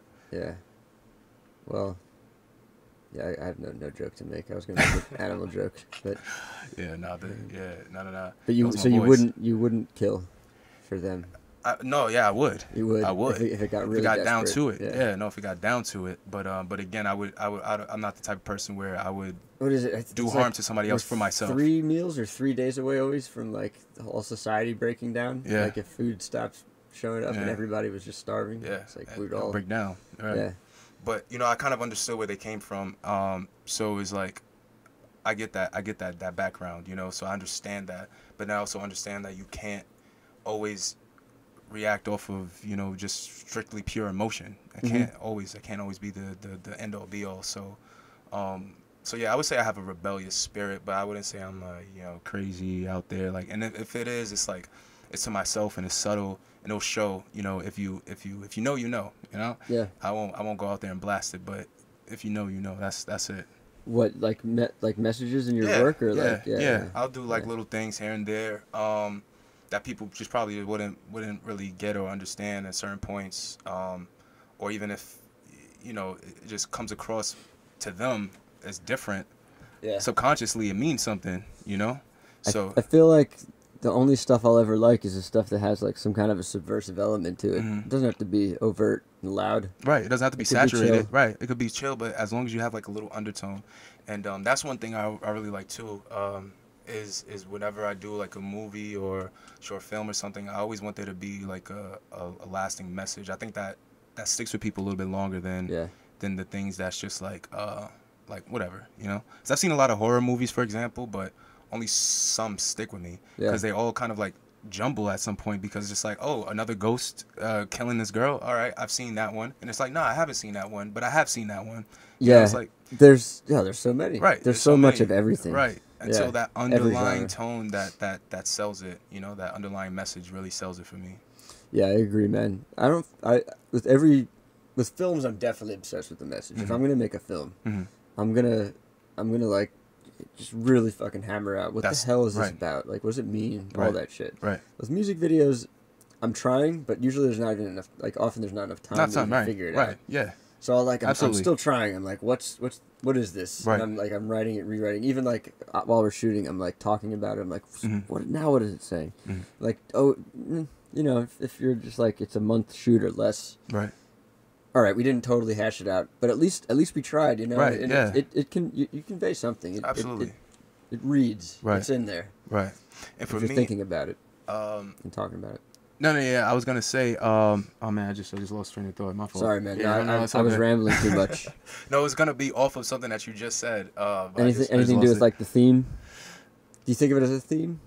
Yes, I do think of it. Oh, that's what I was gonna say. So the underlining theme, I would say for me, music video and theme, the word I kind of connected most with is emotion. Yeah. And I forget the editing book I read, but it was just like, you know, if there's anything you have to sacrifice in an edit, it goes in this order. Make sure the emotion reads first. You know, all that other bullshit, the 360 rule, the you know, I think what comes next is the what do you call it? Continuity.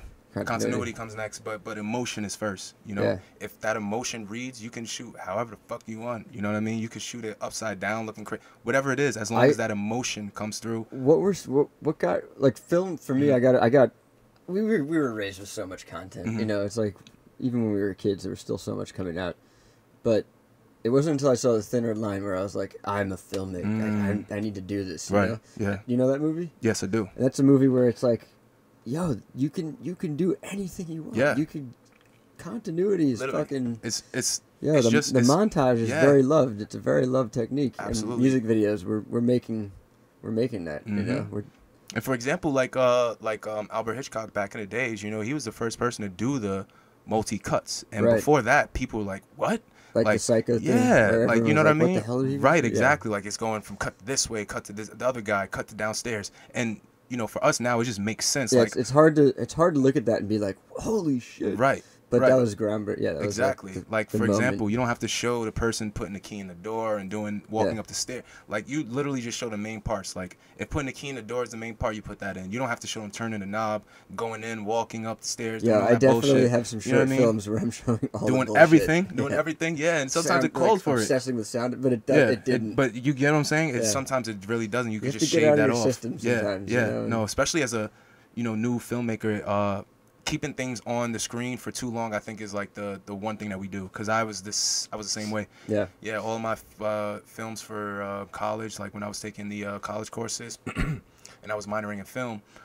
Everything I did, watching it now, is just like, man, I was on screen way too long. Like, why? What was I thinking? Like, I should definitely cut that way shorter. You know, just because of the emotion. Like, I lost the emotion, the feeling of that emotion. Like, after that 2 seconds that the screen was on there. You know, I was just like, man, Well, the lesson here is you just gotta make shit, kids. You just gotta fuck up. Do it. Yep. Yeah. Don't be scared. I forgot. I just read this little quote you know, it was just like I think it was Steve Harvey or somebody who was talking about if you're going through hell, don't stop, keep going. You know, why would you want to stop in hell? You just burn. Yo, to me, that was just like, yo, that's so much sense. Like that's what it's all about. You can't, when shit gets hard, you gotta keep pushing through it because it's supposed to be hard. If it was easy, everybody would be doing it. Yeah. You know, but again, there and is enough. It's so hard. Right, it is so hard, but then there is enough space, money, creativity for everybody to do it. You know, that's the like catch-22. It is like everybody won't do it, but everybody can do it. If you really focus and put your energy into it, everybody can do it. Yeah, I think what you're saying, if I understand it correctly, and I agree, and this goes back to the competition thing. Like, we don't need to feel like we're each other's competition because there is so much out there, and the same artists need more videos. You know, and like obviously they don't have a ton of like a lot of my friends don't have a ton of money, but you know. Yeah, for me, like money can be found exactly anywhere. Can be like absolutely, and the competition thing that goes for me with like Oscars and all that stuff. I wouldn't care about getting all that stuff. I really have don't a real care. big you know problem with the award ceremony. They're so fucking ridiculous. Yeah, it is. It's saturated. I have a hard time watching it. I have a visceral, violent reaction when I'm watching the Oscars. Like, some people sit there and they love it. Yeah. I'm just like how are you like judging rocking this in my person chair, saying and I'm like, guy, and then I get angry because I don't agree with half the winners. Not that I hate the winners, but it's like, this is off. This is such a that guy definitely shouldn't have won. Right. But then there is a level that I can respect about it. It helps elevate the art form. Right. You know, it helps create a culture healthy competition around it where everybody takes it really seriously. You know, like, I would say healthy competition is good. Yeah. You know, like just like tit for tat, like, oh, you did that, all right, cool, I really like that. Or you can learn, and like, competition doesn't mean it's like me versus you all the time. Like it could just be like, all right, I had this creative, for example, I had this creative drawing I did, and it kind of resembles to something that you do, right? And that inspired you to do something. Like, that to me is kind of like, I would kind of consider that a quote unquote competition, because you know, person from the outside looking at both of the finished pieces, they have a choice, you know, one or the other. But at the same time, it's like, not to take away one of them is better than the other one. It's just that's that person's opinion on how they look at your art. Right. You know, so that's why they want, you know, for example, yours over mine, and somebody else might come and see mine, and they might want mine's over yours. So it's like, the competition is all really an illusion. Like, it's just based off of people's personal opinion. I mean, also it's just like, it's apparent, like, the musicians need a lot of content. They need a ton. They need way more than they can ever afford. You know? Absolutely. I recently I connected that guy Eugenio I was telling you about with my very good friend Paul Garcia, who's like a sick artist, and my dad saw the art and he was like, "Yo, do you see that as a slight?" Yeah. And like, honestly, like, I can admit, when I first saw the art, I was very jealous. I was like, oh, why didn't I think of that? But I no, not so much that. I mean, that too. Yeah. But just the fact, like, oh, they're friends, and they did it without me, and right.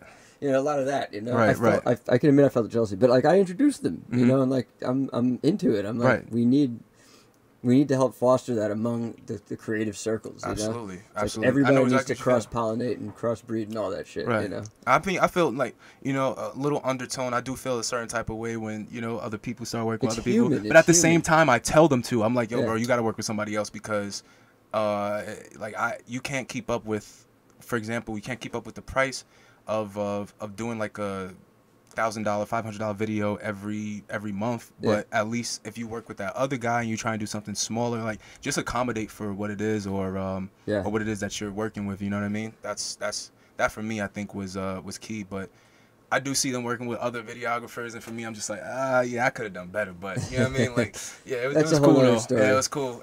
Well, that's easier to see those. Yeah. It's easier to see that. But then there's some that come out it hurts when somebody does something that's like much better. Better, right? And I'm just like, ooh. It's good though. That's what you need. You need. But then for me, that brings that fire. Exactly, brings that fire back out of me, and I'm just like, all right, but now I see where my quote unquote healthy competition is. I gotta be better than that guy. Yeah. And it's definitely not good to just be like, I'm better than you. No, of course not. Hell no. Because then you stay stagnant. You know, if my work looks the same right now, 2-3 years from now, I'll be upset.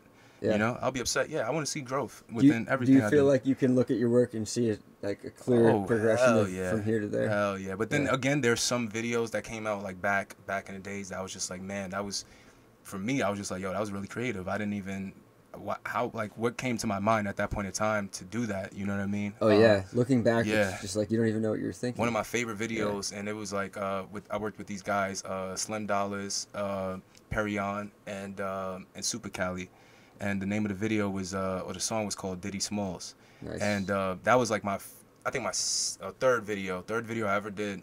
But the way that I put it together was a montage of all Biggie's old tracks with all of old Tupac's, basically like a real 90s collage. Wait, you're talking about the video? The music video, yeah. So you took video from... I took videos of actual videos, put them in my video. Music videos. Yeah, okay. Yeah. For like example, like Special Delivery and Tupac, I Get Around, all those type of videos, very 90s nostalgic. I took those and I put them into a TV screen, and like a floating TV screen, and like pitch blackness, you know. And that was like the first time I really started messing with like fusing the animation with crossing different videos and, you know, found footage and stuff like that. So it was like a really creative experience for me, but then it also like really sparked off my workflow for how I do things now.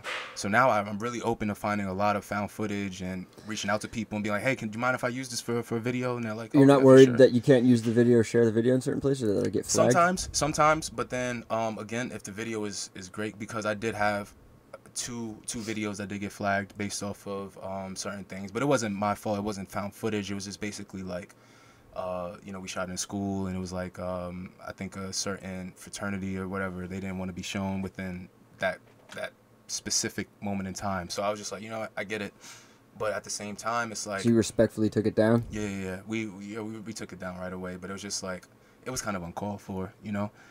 On their part or your part? On their part. Like on their part, it was just uncalled for. It was like, you know, it was a track that he dedicated towards that school for that fraternity, and they kind of just, you know, it was just like, nah, we're not feeling it, take it down. Yeah. Just like that. And I'm just like, it's lame. Yeah, real lame.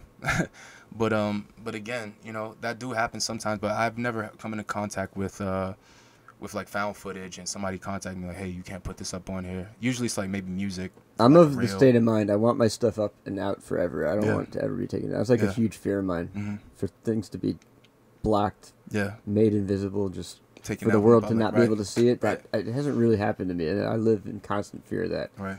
I'm trying to get better about like contracts and making sure that like that can't happen. Like I, in the way, own the video. Right. Like on paper. Same here, brother. Like same here. Co-ownership. Yeah. No, same here. Right. I'm also trying to get back into that, because I started off, you know, doing contracts and stuff. Yeah, me too. You started off doing it right, and then you just let it kind of slide a little bit. Yeah, slack off, and then you got to get back into it. Once that one thing happens, you're like, oh, fuck, I should have saved myself from doing this. So, yeah. I love found footage stuff, though. It's like, I'm not knocking it in any way, man. And I've done a little bit of it just because I'm super afraid of that. I don't want to. I don't want to like pour. No, definitely. Blood, sweat, and tears and hours and days into something, and then somebody that just gets like flagged or take it off. Down. Yeah. No, absolutely. But it's definitely like what you can do with like using pop culture and using it in artist, like editing it in a montage that like says something. There's a lot of power in that. Absolutely. Yeah. Absolutely. But I feel like those who are artists just understand, like you know, art always stems off of something. You know, when you start to like try and say like, I'm the originator of, you're not. Yeah. You're not the originator. You've seen something, even if it was in life, that inspired you to do it. So life was the originator. You copied it and just put your own little twist to it, and then you created something else. So for me, as an artist, when I'm finding found footage, I'm like, if anything, I'm shouting you out. I'm bigging you up, because this is like footage where I first off think is well enough to put in my body of work. On top of that, it's like, for example, it's you're like doing a respectful homage, but there is a way to do it disrespectfully. There's a way to do it disrespectfully, but I always do everything utmost respect. And you don't think of yourself as like an indignant, what's the word, irreverent type of person. You're not like, nah. You're not like trying to be sarcastic. No, not at all. Yeah. I am. Yeah, I know. I could tell. I feel that vibe. I think I'm a comedian, and I'm like not sure, like how I'm gonna like really proceed as a comedian. Yeah. I'm not trying to do stand up. Say that for the record every time. Maybe you should do like some short animations. Maybe that'd be I mean, animation is not something I'm interested in doing right now. Really, just because the amount of time. Yeah, there's so many. My list of things I want to do right now is insane. Absolutely. And I'm just like, I'm buried and I'm overwhelmed, and this move just killed me, and I'm like, all right, I gotta dig myself out a little bit right now. You Right, know? right. But I Absolutely. do want to do animation. Yeah. Fuck yeah. Same here, man. I have a BFA in animation. I have yet to use that in any Where'd music video. Where'd you go? California College of the Arts, CCA. Sick, man. Yeah.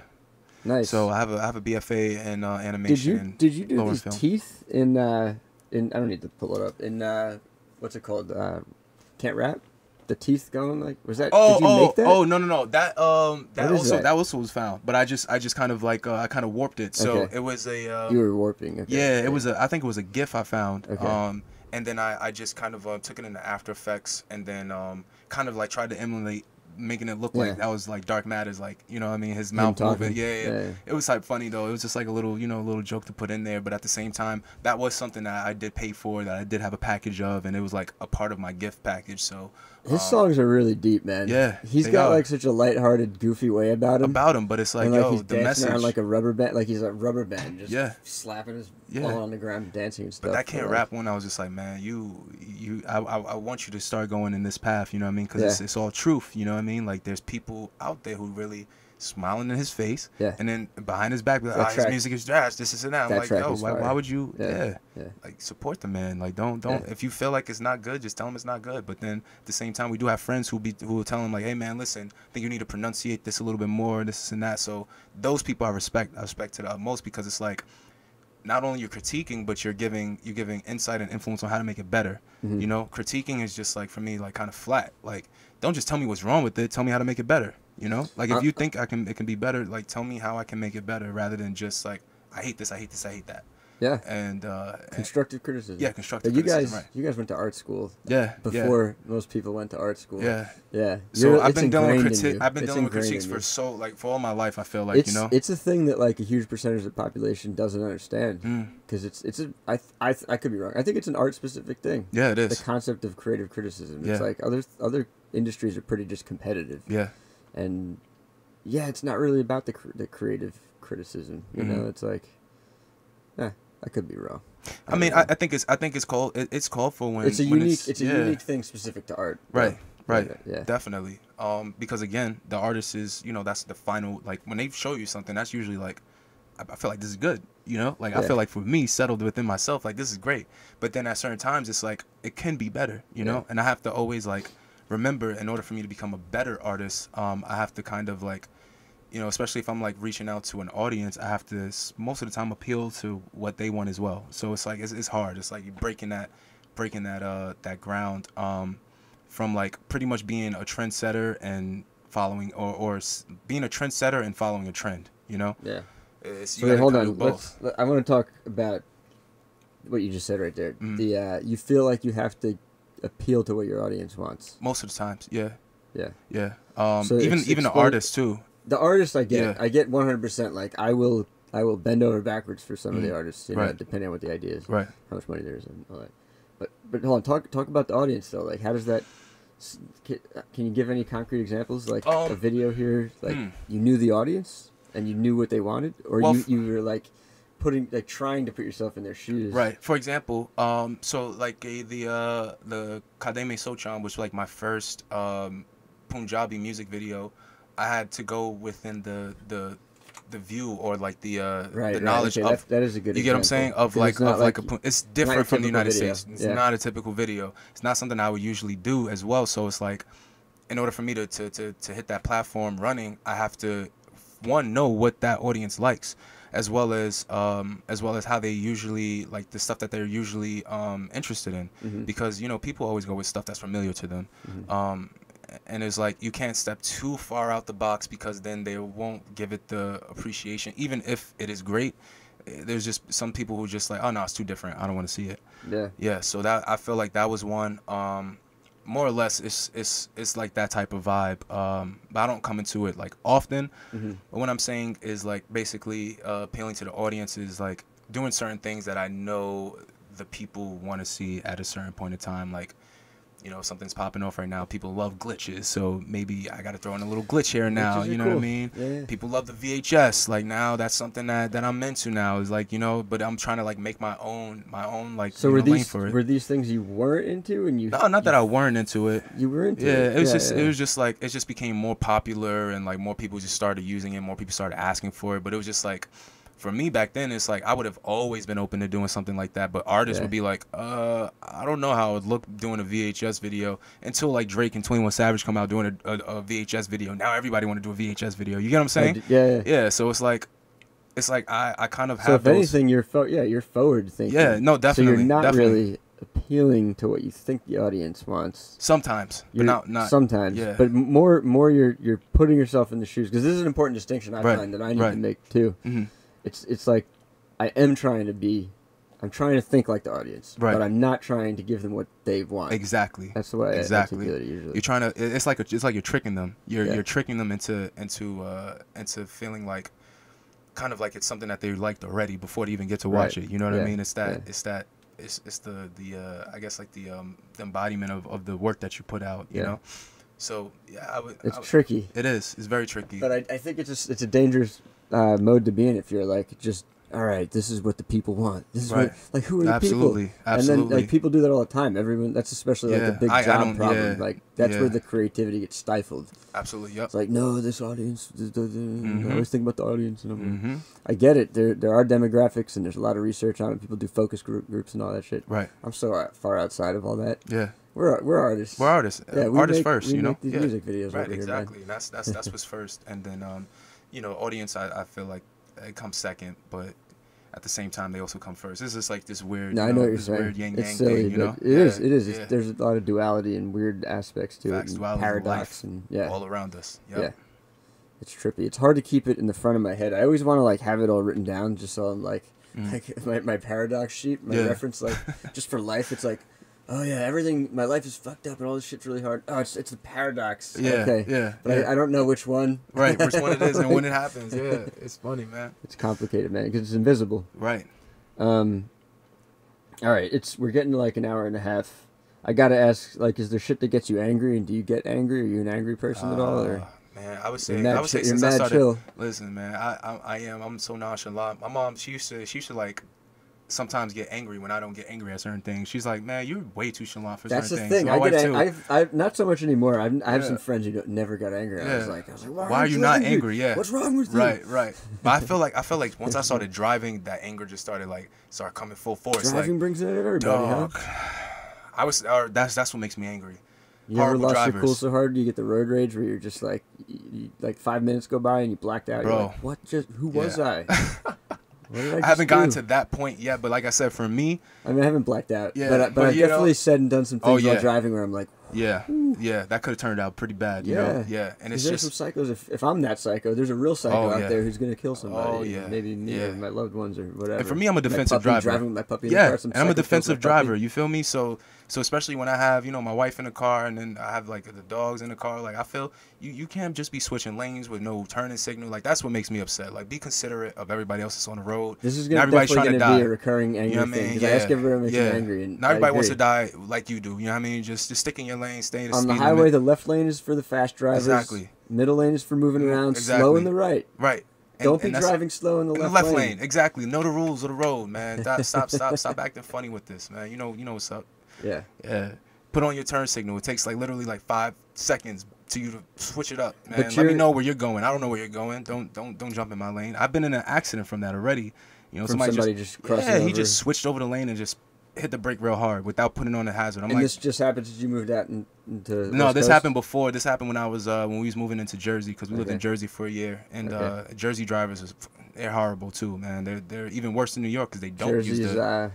Jersey's navigation's messed up though. The roads need better signage. And they need better everything for me. But Yeah, it's just the signaling. That was one thing for me. It's like, just let me know. I don't know where you're going. Just let me know at least that you're trying to come into the lane. I'll slow down. I won't speed up and be a dick about it. Yeah, people like, what is it with the not signaling? It's so like they think that you. I can't turn without signaling. I just made that ingrained. Me too. It's ingrained. Me too. In me, you know? Me too. Like I just can't. Like what are you just like? You're too cool for it. You're just tired. You did it 3 times, so the 4th time you feel like you don't have to do it anymore. Right. It's just a part of driving. It's like I've been signaling all day. I'm not gonna signal anymore. No, you have to just do it every time. Exactly. It's like turning the fucking key. Like put the signal on. It's like, and it's right by the steering wheel too. Some people have the thing on the steering wheel and still don't do it. Right. You know what I mean? So I'm just like, that's like, what irks my nerves. It's like you're driving with one arm up out the window. You don't feel like bringing it in. Yeah, dude. I drive with one arm and I still do it. This is not good advice. Sometimes you can even take your hand off the steering wheel and do it. It's not good driver advice. Though. I drive with one hand, one arm all the time, and I I drive my left, so my thing is right here. I just and then right hand there, off the wheel. Yeah, click it. That's it. Skills. 2 seconds to save somebody's life. But you're not an angry dude. You're pretty chill. You're a zen dude. Yeah, most of the time. Yeah. She knows how to push my buttons though, but that's it.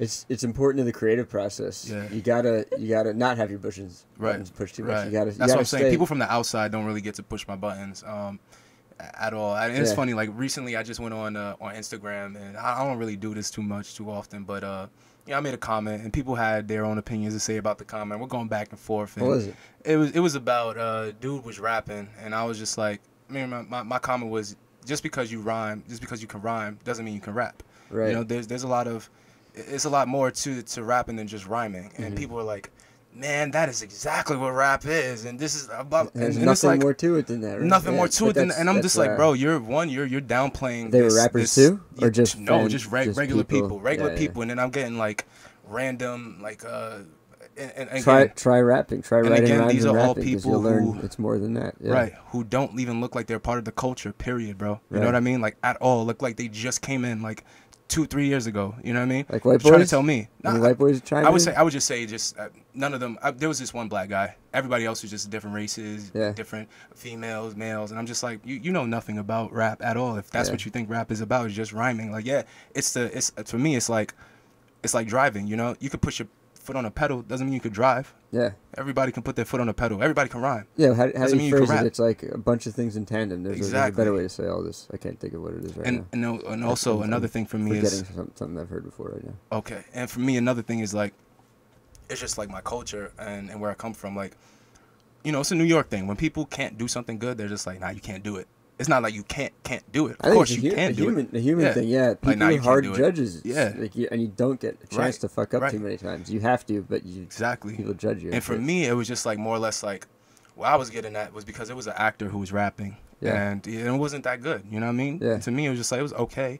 And the quote that was in the Instagram subject was, quote unquote, this guy, the actor, raps better than 90% of the rap game. And I was like, that's a lie. 90%? That is a big portion. We're not talking about the littles. Right, we're not talking about the littles and mumble rappers. You said 90% of the rap game. Yeah. That is a big statement. Like, false, bro. No. That was just rhyming. That was not better than 90% of the rap game. And that was my opinion. And again, other people had their own opinions, but some people got butthurt and it was like, again, just tagging me and all this other stuff.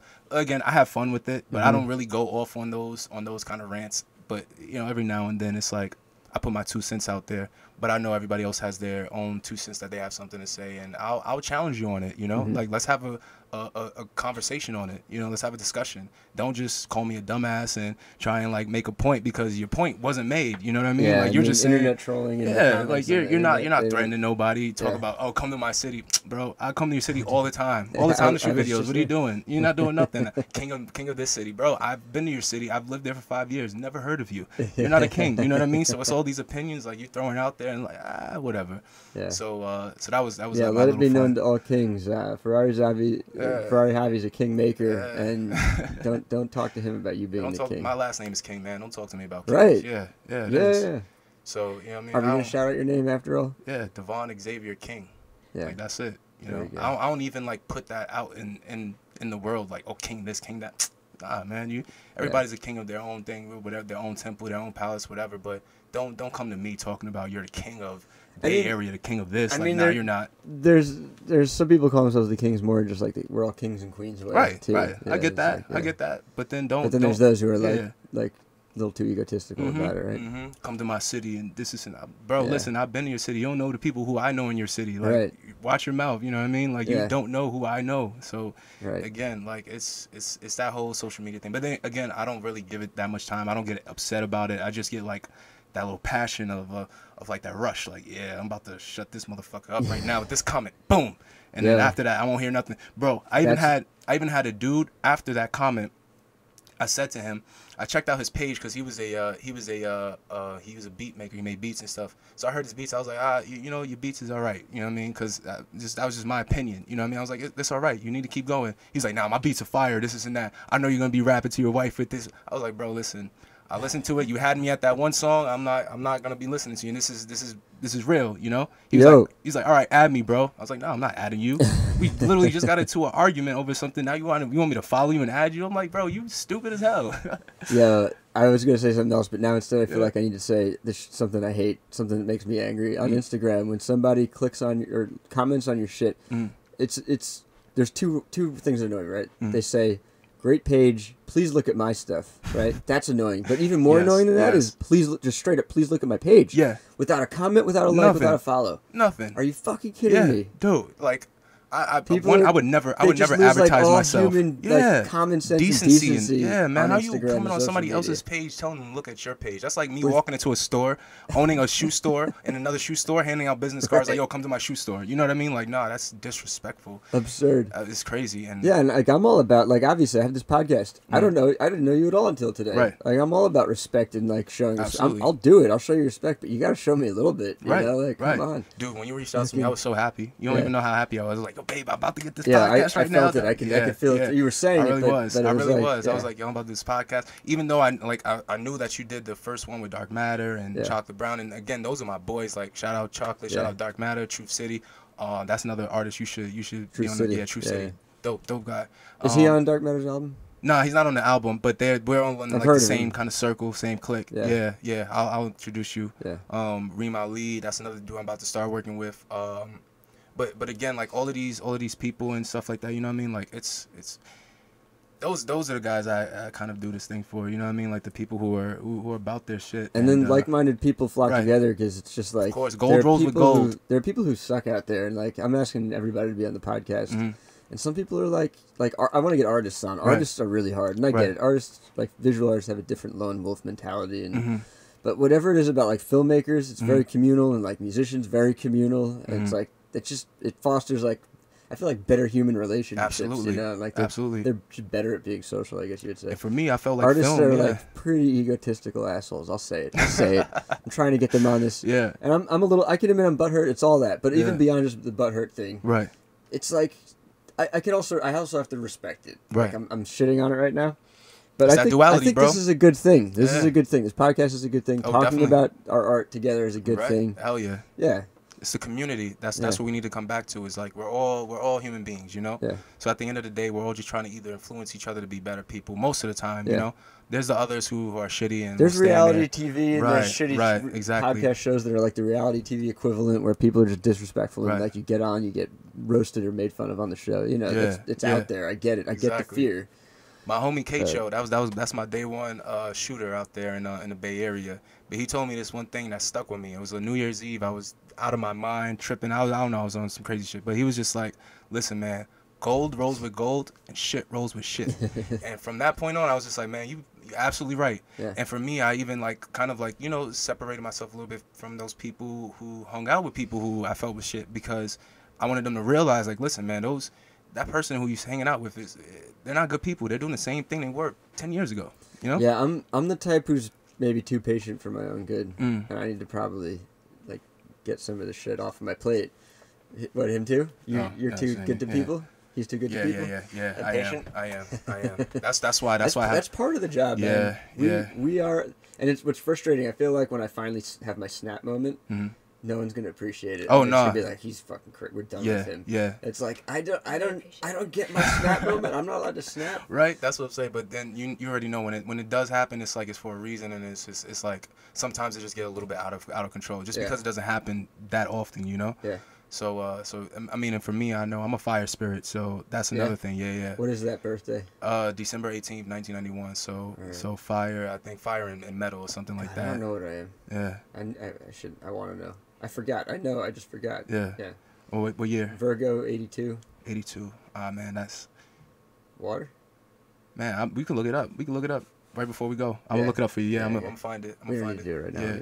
Go with the motion. We're pretty much done. It's an hour and 46 minutes. Yeah, man, I appreciate you, Ian. This was great. Let's wrap it up with some advice though for young creative people especially, but anybody really. Don't stop. Keep doing what you have to do. Like you will be your only and your best friend till the end. So if anybody tells you you can't do it, that's their own faults and their own insecurities reflecting on you. Don't ever believe that shit. Like, everything is possible, anything is possible. Like, my quote, I always go off of, the sky is no longer the limit. People used to say sky's the limit. Nah, it's not. That was SpaceX. We going to space. Yeah, we going to the next galaxy. We going X, Y, and Z. I have no interest in going to space.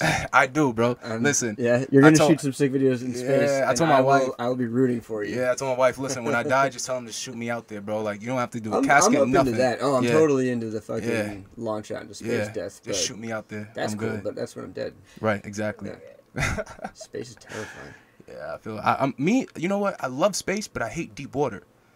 Like dark, terrifying. Yeah, like dark, completely surrounded. Dark. Just because you never know what come up and just open his mouth very and just dark places. Yeah, like, I hear you get out into space, it's just pitch black. Pitch black. Pitch black. And yeah, you go down deep enough. Same thing. Yep. So it's funny. I hate one, but I love the other. It's weird, but they're both the same. I'm fascinated by all of it. I'm not tempted to test my fate. I'm not interested in going higher though. I'm gonna stay right on the crust. There. Yeah. Keep it safe. I hear that, bro. I hear that for sure. All right, man. Is there anything else you want to say? Shout out or anything? Any questions I didn't ask you that you want to talk about? Not really. I'd say I'm shouting out all my clients: Tariq, Dark Matter, Chocolate Brown, True City, Infinite. There's a bunch of people out there. Dirtbag Third, Wuyan, Cho, all these people, man. You know, y'all are my people. Y'all my brother's family. I already know. And especially shout out Ian. Thank you for having me on here. And my wife, of course, you know, for being with me and riding through the ups and downs. Providing some assist on the podcast. And plus it's not easy, you know, being with a freelance director, videographer. Yeah. You know, you gotta be a strong woman. I just went through a breakup. I could talk a lot of shit about my ex, but she I know I put her hair out. She probably pulled her hair out. Yeah. For sure. Absolutely. Yeah. My ex pulled up my hair out. Yeah. I blame it on her. That's why it's all gone. Yeah. It was actually long before I met her. Yeah. It happened years ago. Oh, man. Yeah, I just had to face the facts and go for the shave look. But listen, man, you just went for it. You feel me? You Yeah. went for it. You didn't do the half cul-de-sac. I did for a little bit. You did? It was it's still on Facebook too. I should take. I don't like taking bad pictures. No. If you did it, you did it. That's it. Like some post an ugly picture of me. I'm so tempted to take it down. Nah, me, I just won't tag myself. Yeah, me, I just won't tag myself. Yeah. But yeah, no, I'm all about leaving it up. But yeah, I went through that phase where like the hair just looked like shit. Yeah. And then finally I was like, all right, you're a mess. Dude, like, listen, I went like a year without a haircut. Yeah. Yeah? Yeah, me, I was You had crazy dreads or what? No, what not did it dreads. like? It was just like it was just like growing like wildfire, like a sheep. I don't even know what it was. That's cool though. She said chia pet, but were you into it? No, I made him shave. You like this look more? Yeah, he had a clean cut, so because I had to go to that fros are cool though. I don't know. If thing. I could grow a fro, I'd grow a fro. It was like in that mid area where it was just like no matter what you did to it, it just wasn't, you know. It needed to get longer. It's that point. It's that point, and I hate that point too. But it's just like you gotta go through it. You know, music video premiere. People with hair problems. I had to go out into the public and be all clean cut. So I was just like, you know what, I'm just gotta cut. Yeah. The music video thing is slick. We gotta be slick, right? Filmmakers need to look good and present themselves well. I'm like slipping back into a schlubby art style, right? Yeah. Artist lifestyle. And I need to remind myself I'm still a filmmaker. Yeah, you gotta get back into it. We need to look crisp. Yeah, absolutely. Because the images is everything, you know. Of course, for those people. But then as an artist, it's like images. Yeah, artists want to say we don't care. We don't go. I'll wear jeans, ripped jeans with fucking paint splatter and white tee all year round if I could. You know what I mean? Yeah, me too. I wouldn't care. That's as long as what I did the last year. As long as I'm getting this money, I'm happy. I don't really care. Money is important, man. At least for survival. That's it. And but when we hit it big, definitely gotta give back, and that's what I'm looking forward to. Is what would you be giving? What would giving? I would back like be to for you? definitely. I would like to do school. I like to do a school. Well, like start a school? Yeah, whether it's a college or like a young school for like artists and stuff like that. Because I feel like between either arts and just living life as a human being, we weren't showed the proper ways on like how to do bills and how to do your taxes and all this other stuff. Like, I feel like the school stuff that was actually useful. Yeah, man. I feel like there's a lot of shit in school that just doesn't. It's bullshit that doesn't need to be learned, or certain things that need to be learned that we haven't learned yet. I think about starting a school, and I think it's important. I would probably do that. I would talk about all the business. Yeah. I would be super transparent, show my students like everything I do. Yeah, and in other countries, going back, giving food, all that stuff is easy. It's easy. You know what I mean? Yeah. Of course. Like whatever I have, I always like to give back because nothing is mine, and it's gonna stay with me forever. So if I could like make another person's life better, another person's life happier, absolutely, I'm going for it. Ferrari Xavi, people, Yes, embodying the xenomorph and goodwill Yeah, towards men the and black women and all alien. people of all kinds. Thank And you. probably aliens. You'd probably do like try to help the fucking xenomorph if it came Yeah, your way. of like, course, yo. you're hungry? What do you need? What you need, we can man? get you I got some bro. fucking I animals got to you. eat. Yeah. The black alien. You can't communicate with those things. They're Right. fucking terrifying. On But that you can note, give me, stay vicious, man. Thank you, man. You too, bro. Your work is awesome. Thank you, brother. Thank you I for look forward coming to here. working with you too. And We'll figure it out. I'm It'll telling you, happen. yeah, Who man. knows what it'll be, but Who knows? But whatever lucky artist is gonna be working with me and Ian on that video, blessings to you, because that's gonna be one crazy ass video for real. I already see it. I know it's gonna be. maybe dark matter. I mean, Listen, fucking. dark- I really yeah. want to make like a simple animation with the living with roaches thing, where it's just like he's rapping and just like a couple roaches are crawling around. So I'm not like spending years of my life on it. I'll be with that, man. I'll help you. I'll help you do it. Yeah. Like I said, I got the background too. We just need to get him. I don't know. Yeah. We're not Let's going get to his talk ass about back from we're not going DC. to talk about what he's doing on the air. Yeah. We're just going to try to get him to stop doing it, maybe, or put more effort into the art. Put the art. He's an artist for life, man. artist You guys for went to life, dog. fucking art school as young kids. Yeah. What is he doing right now? All right, I'm going to keep my mouth shut. We're going to end this interview on a better note. Thank you again for coming. Appreciate you, Ian. Thank you. Yo, man, Mr. appreciate Cinco. you.